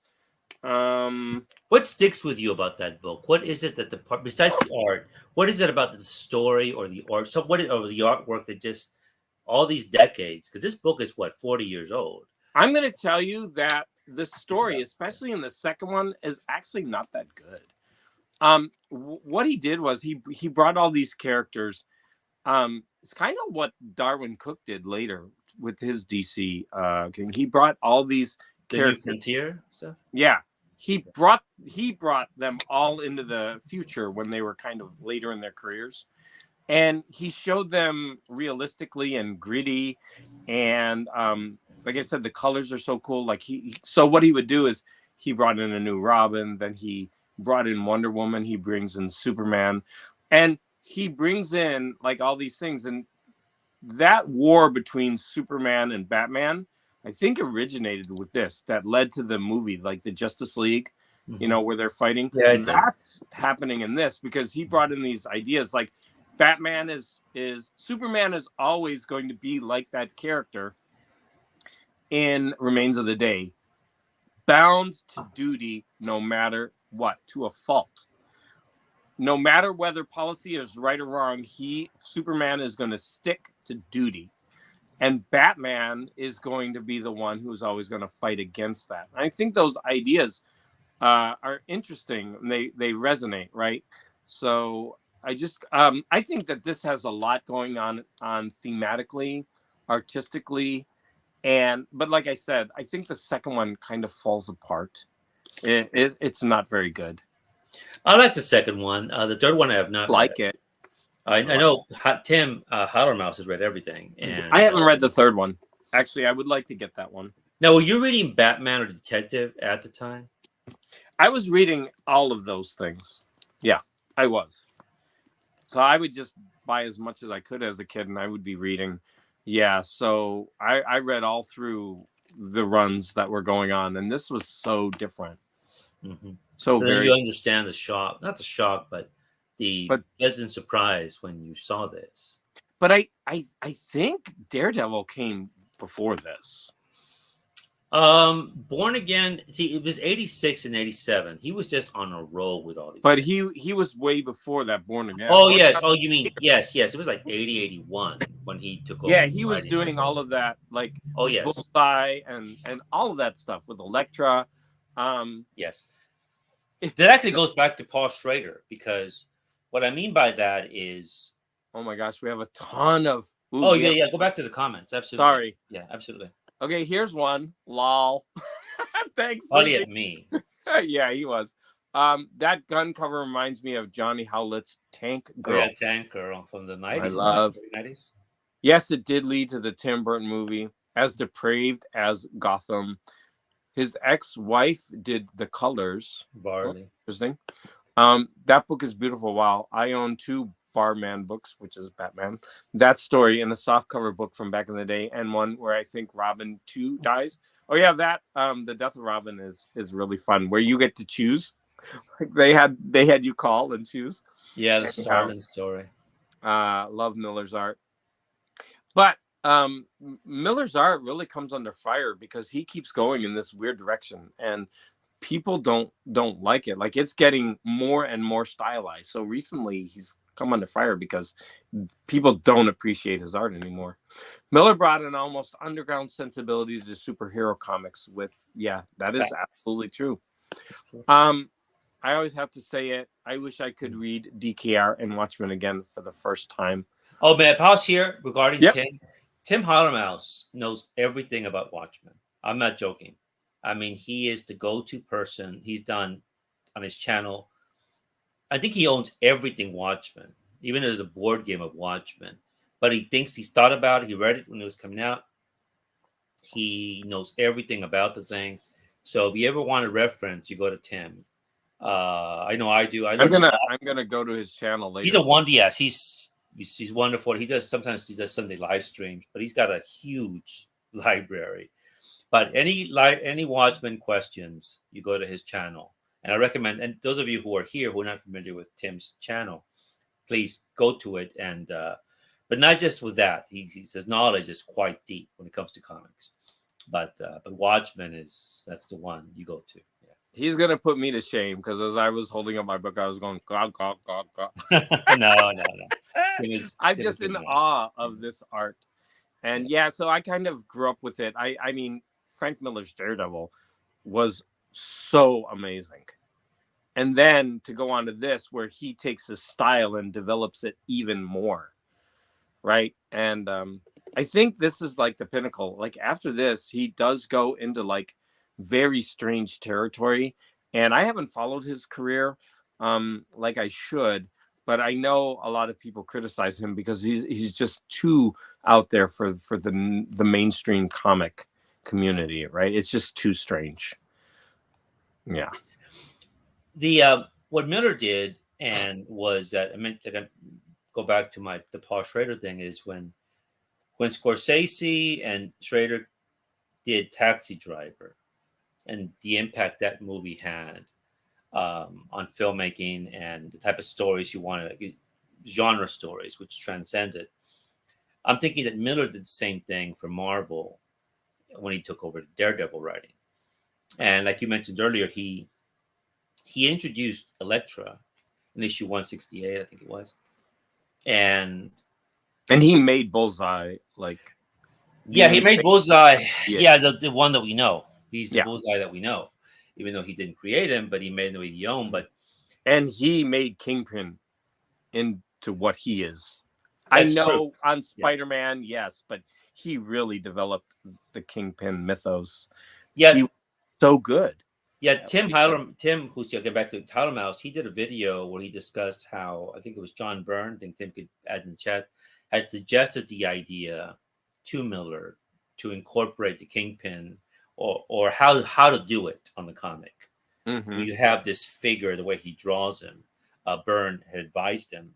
I think it was John Byrne. And so what he did with this noirish aspect to the comic, realistic with non-superhero elements in it, really, I mean, a crime drama, and add a certain maturity to the comic for Marvel. And then in '83, when Alan Moore took over Swamp Thing, he did the same thing for DC. Hmm. And so this and the Maturity. success of what Miller did for Marvel, the success of what he did here opened the door to the editors to say, let's take chances here. Let's take some chances here. Miller's success with Daredevil led him to Ronin. And then from Ronin, he went to the Dark Knight. And the rest is history, right? What he was able to do. And then from there, he just was on a roll. Because Yeah. he went from there to Batman Year One, which the Nolan films borrowed a lot from, with David Mazzucchelli. Mm-hmm. Born Again. This is all again within like 2 year span between '86 and '87. This stuff was just dropping, and Watchmen dropped around '86, if I remember correctly. God, I had I mean, all it was that year. I think '86 was just phenomenal, and Electro Assassin, you know, and it was just a very important year for comics, for the mainstream comics, because the indies were already doing this. The Europeans were already mature. It was just for the thing is, are the American comics going to go in this direction? And like you said earlier, with Dark Knight Returns, for better or for worse, it had unintended impact on Mm-hmm. future creators. It definitely did. Yeah. Yeah. When you mentioned the maturity, that resonated, because it seems like, as I was growing up with these comics, they were hitting me at that right time, because I was maturing, and this was giving me something to match my maturity level, right? So of course, as a young kid, I wanted comics superhero fun, but as I'm getting older, I want something a little bit deeper, right? And so to me, this came at the exact right time for me, because I was growing up with all of these comics that were maturing as I was. So I mentioned this in another video, right? Like the the maturity level of comics, they were getting better. Like X-Men and then Teen Titans became very serious and a lot more mature than what came before them. And I was reading them at this time. And I remember, the Legion of Superheroes was silly. It was fluff. The characters were idiotic, but they started they started to become more and more serious as I was maturing, and I started being able to, Yeah, the Paul Levitz Geffen run definitely evolved into something masterful. and it was happening before that. I mean, they were just becoming more and more serious, and not as much fluff. And the comic industry, they were waking up to, like, oh, we're not just creating for children. We're like, our audiences is maturing, and we need to give them output, or else maybe we'll lose them, right? And I mean, I think in many ways some comics have not matured, or they've gone back, but we do have these other, like, independent companies like Image that try to cater to their adult audiences. And DC have tried it on that with their Black Label, but I think they failed because they won't push it to where it needs to go for No, their that audience. era there, again, when I mentioned that the independents were already there. In Yes. 76, 77, you had the Wendy and Richard Penny doing ElfQuest. Now, that was fantasy, but it was at a certain higher level in comics. Now, heavy metal was already around. The Warren magazine publications were already around. But kids And weren't reading those, so they wouldn't be familiar with them. right. And now So I Shadows was of already Tony, reading these titles, and yeah.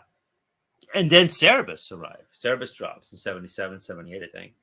And then by the early 80s, you had all these independent publishers saying they looked at Richard Penny, the Pennies, and Wendy, and they saw the success of Cerebus, these independent people not working for Marvel or DC, doing non superhero comics and doing their own thing, and they were making a living.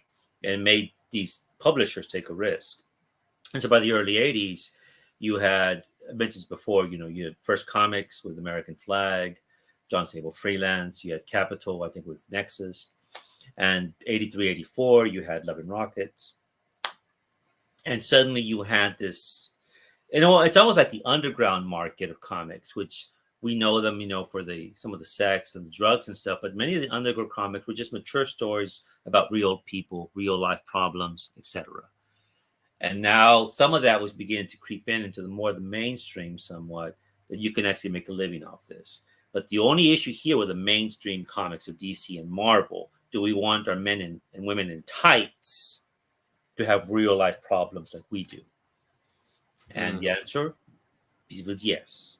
But that was risky because it did turn off readers, right? Who says we don't want reality in our comics. We go to our comics for pure escapism. I remember an adult at the time saying, "This isn't the Batman I grew up with. Like, this is not the fun." I remember someone saying that, like when the Tim Burton movie came out.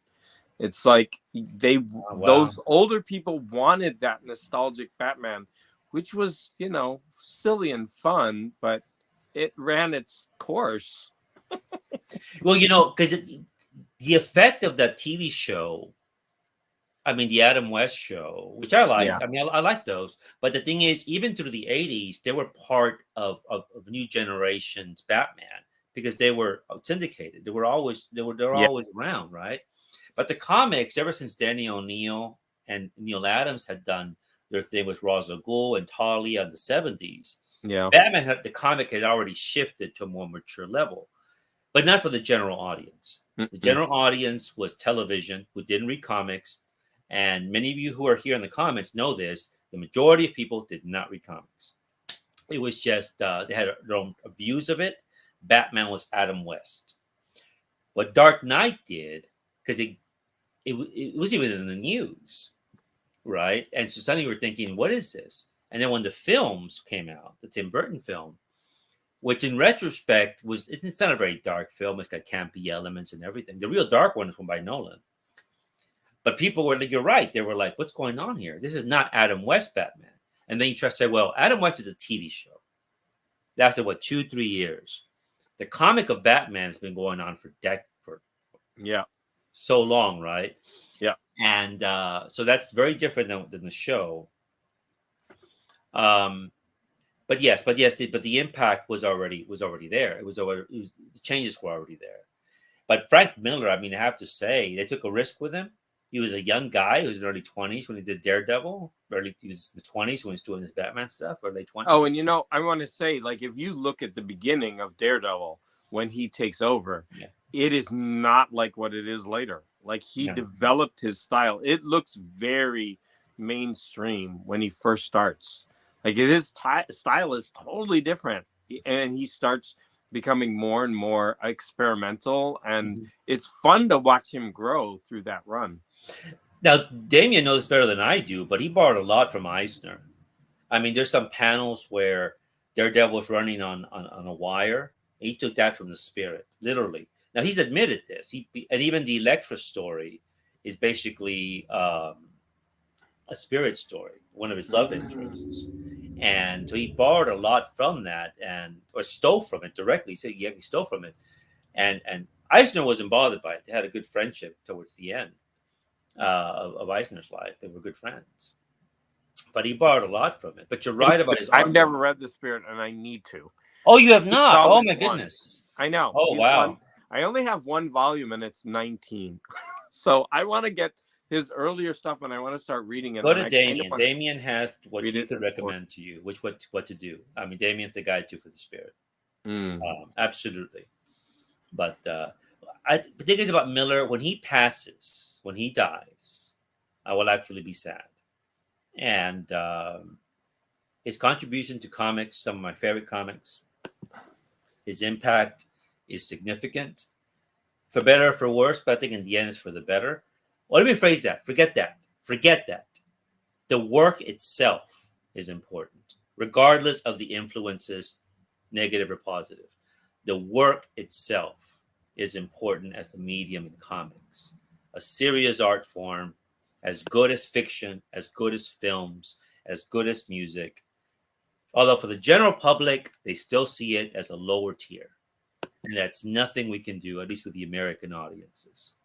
And it's just an unfortunate reality. But at least for us, we appreciate it. Okay, I made a mistake. So for some reason, I highlighted one comment, and I didn't see other comments were coming in.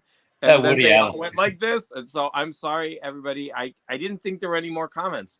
So now we're kind of backlogged. Yeah, I'm we going to can go do through that. them really quickly. But in Batman, the art deteriorates like the characters, right? Even Superman gets fat, bloated, older, and almost disintegrates while Blue dons the robotic. That's true. The art changes. The characters aren't supposed to look pretty. That's the whole point. Like, right, this is grim. This is gritty.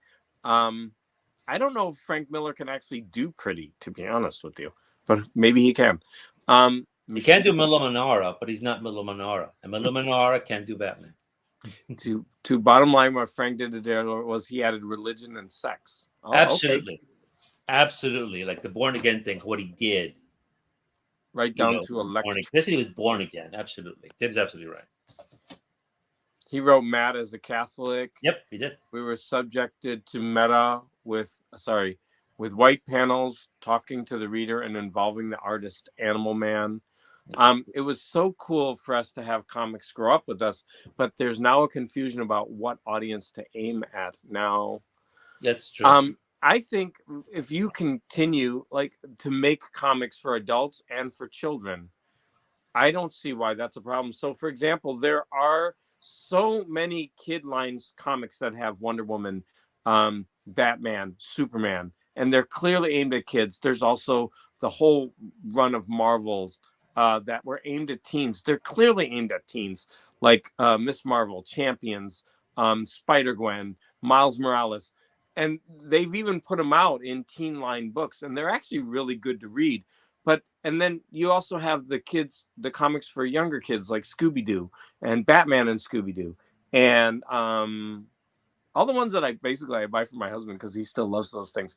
There's clear delineations, and you can tell which comics are for kids and teens and for adults. So I think that they should just keep doing it that way. I don't know.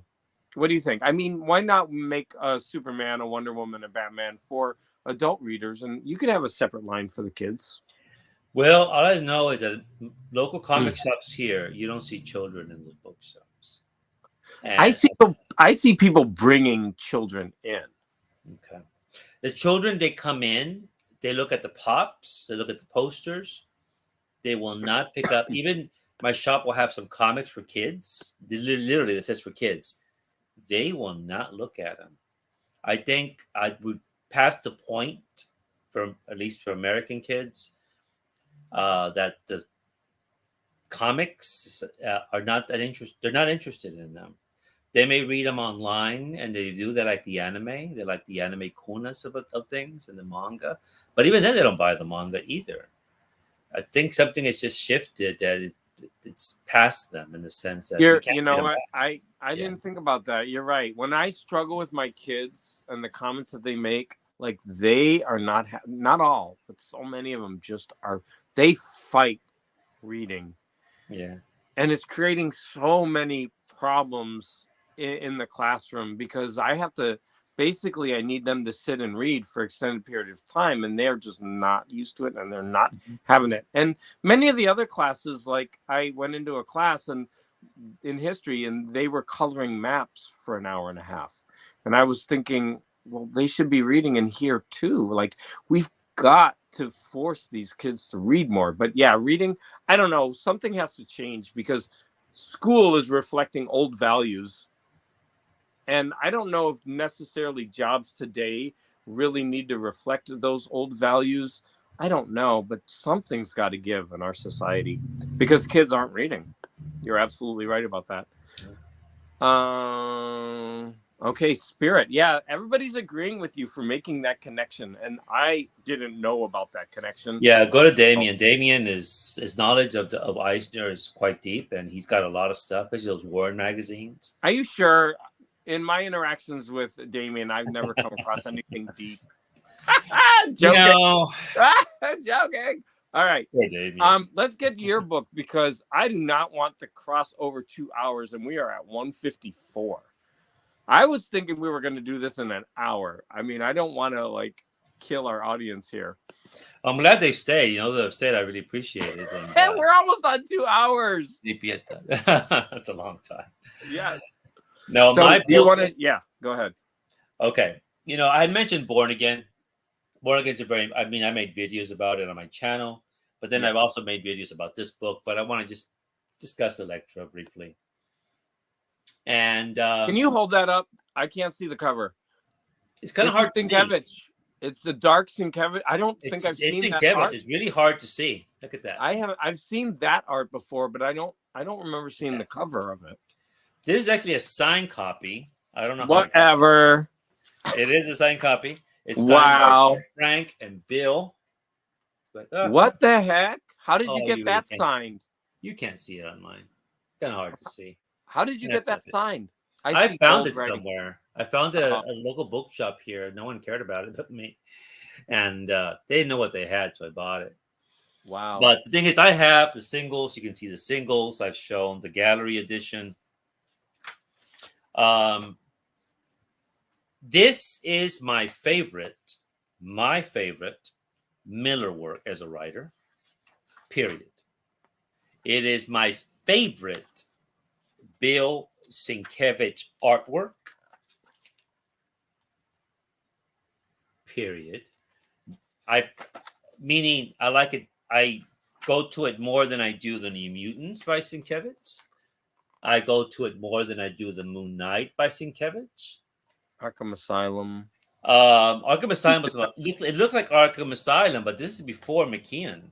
Dave McKeon worked on that wonderful Grant Morrison comic, graphic novel, which I like a lot.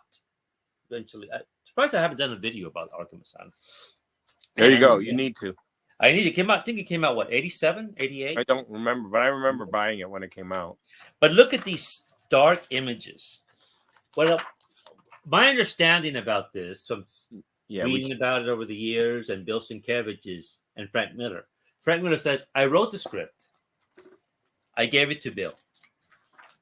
And then Bill would return it and come back with this. Okay. Now I had to rewrite the script again. Wow. This happened all the time. Oh, Straight Toasters too. He did Sienkiewicz. Straight Toasters is fantastic. Yeah, it's also him. And so the thing is about Electra Assassin, and unfortunately for Miller and Bill Sienkiewicz, this has made it very difficult for me to read any other Electra story not written by Frank Miller. This is a very stark comic. When it came out, I remember people at my comic shop, my peers, they were not expecting this. It was a difficult comic to read in the sense that it's not reader friendly. Well, let me phrase that. This is for adults. It is written for adults. And that art style is very cold. It's so different. And it's I don't see it cold at all. I see Gustav Klimt. I see the early 20th century Austrian artist. And when I was at university, I had one of these posters on my wall. And people were coming by who didn't read comics. They thought, is that Gustav Klimt? I go, no. Is that Francis Bacon? I go, no, it's not Francis Bacon. And I go, it's Bill Sienkiewicz. Who's that? It's a comic book. That's a comic book? Yeah, I don't know. I think it's brilliant art, but it's very, in some ways, so clinical and mechanical, and it's very Gary Newman. I don't know. I love this art. I love it. It's not typical comic art. In fact, it's painted, first of all, isn't it? Yes, it is. It is painted. That's right. I mean, that's not normal interior art for a comic. No, not at all. Look at that. And so when he started doing that on New Mutants, it's like I think he started it on the covers and then it went interiors, The right? interiors, and it turned off viewers. But for It's me, it so made me different. read New Mutants. It made me read New Mutants. Just like when Keith Giffen's art got really experimental on Legion, it got me to read Legion, but it turned off viewers. And I think this is a masterpiece, this book here. It's never been popular with comic readers. It never has. It likely never will.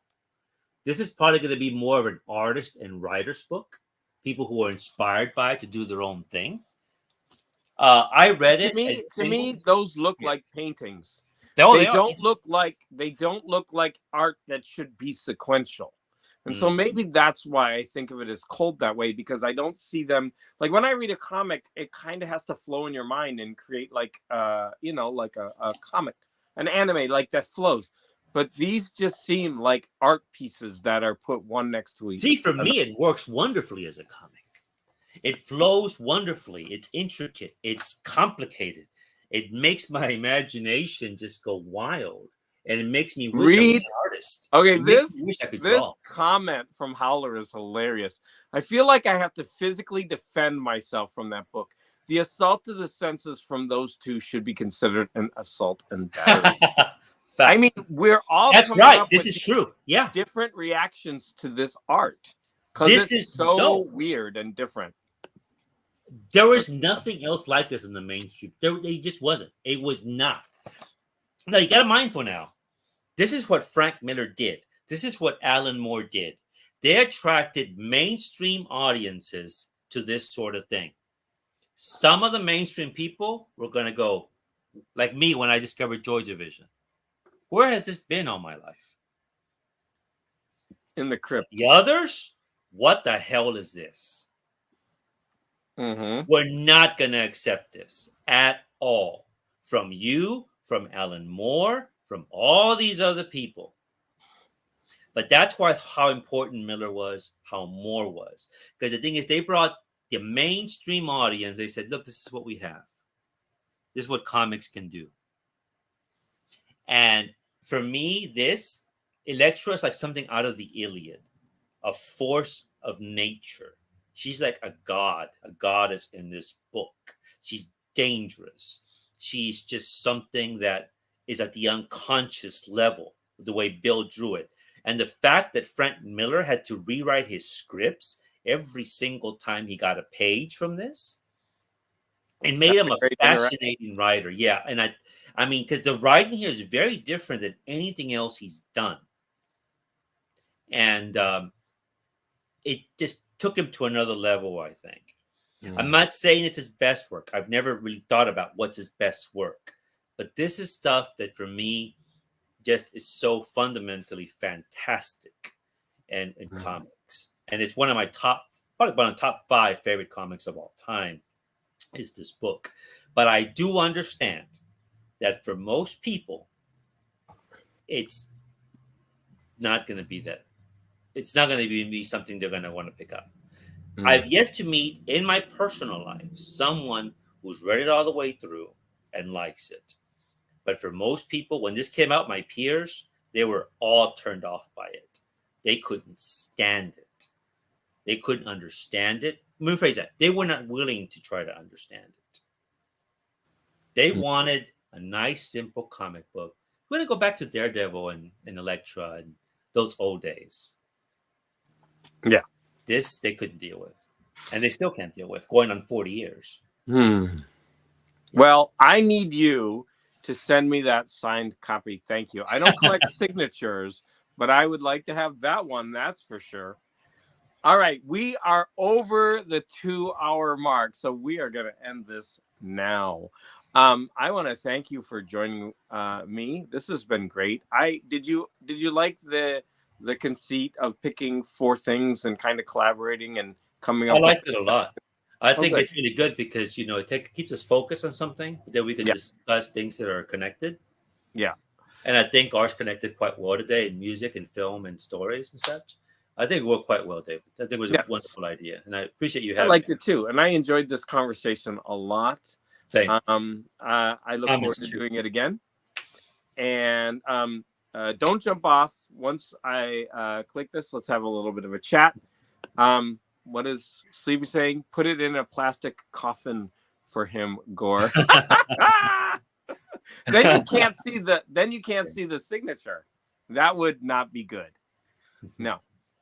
Howler said, I like the focus. It's so hard to get others to try it. Hey, Howler, I don't know you. Why don't you come and do this with me? Oh, Tim, you got to do it. Be great, Tim. And then we could do a foursome. Me, you, Gore, and Sleepy, because Sleepy should have been here with us today.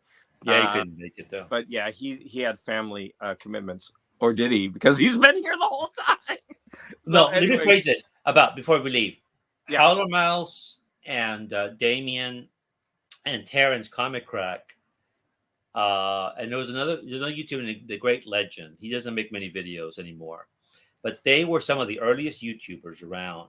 But they gave a lot of us, at the time, an audience. Because whenever we would be on or our chats where we made videos, they encouraged us, they promoted us, they talked about us. They were much bigger channels.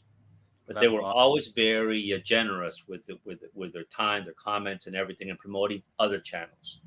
Some channels don't do that, but they always did. And there's some of the oldest comic book channels out there. I think everyone should watch them in the sense that they're just great people to know. Yeah. Thank you, Morton, for coming. So Howler Mouse wants you to give me his email address. Yes, he has my pronouns through on that one. I'll email that was a lot of pronoun thought. I don't know what happened to me. I will, Tim. I'll do that. I'll email you, Tim. So thank you, all of you who stuck around for 2 hours. And if you missed part of it, please watch it in the rerun, because everything that I say was fascinating.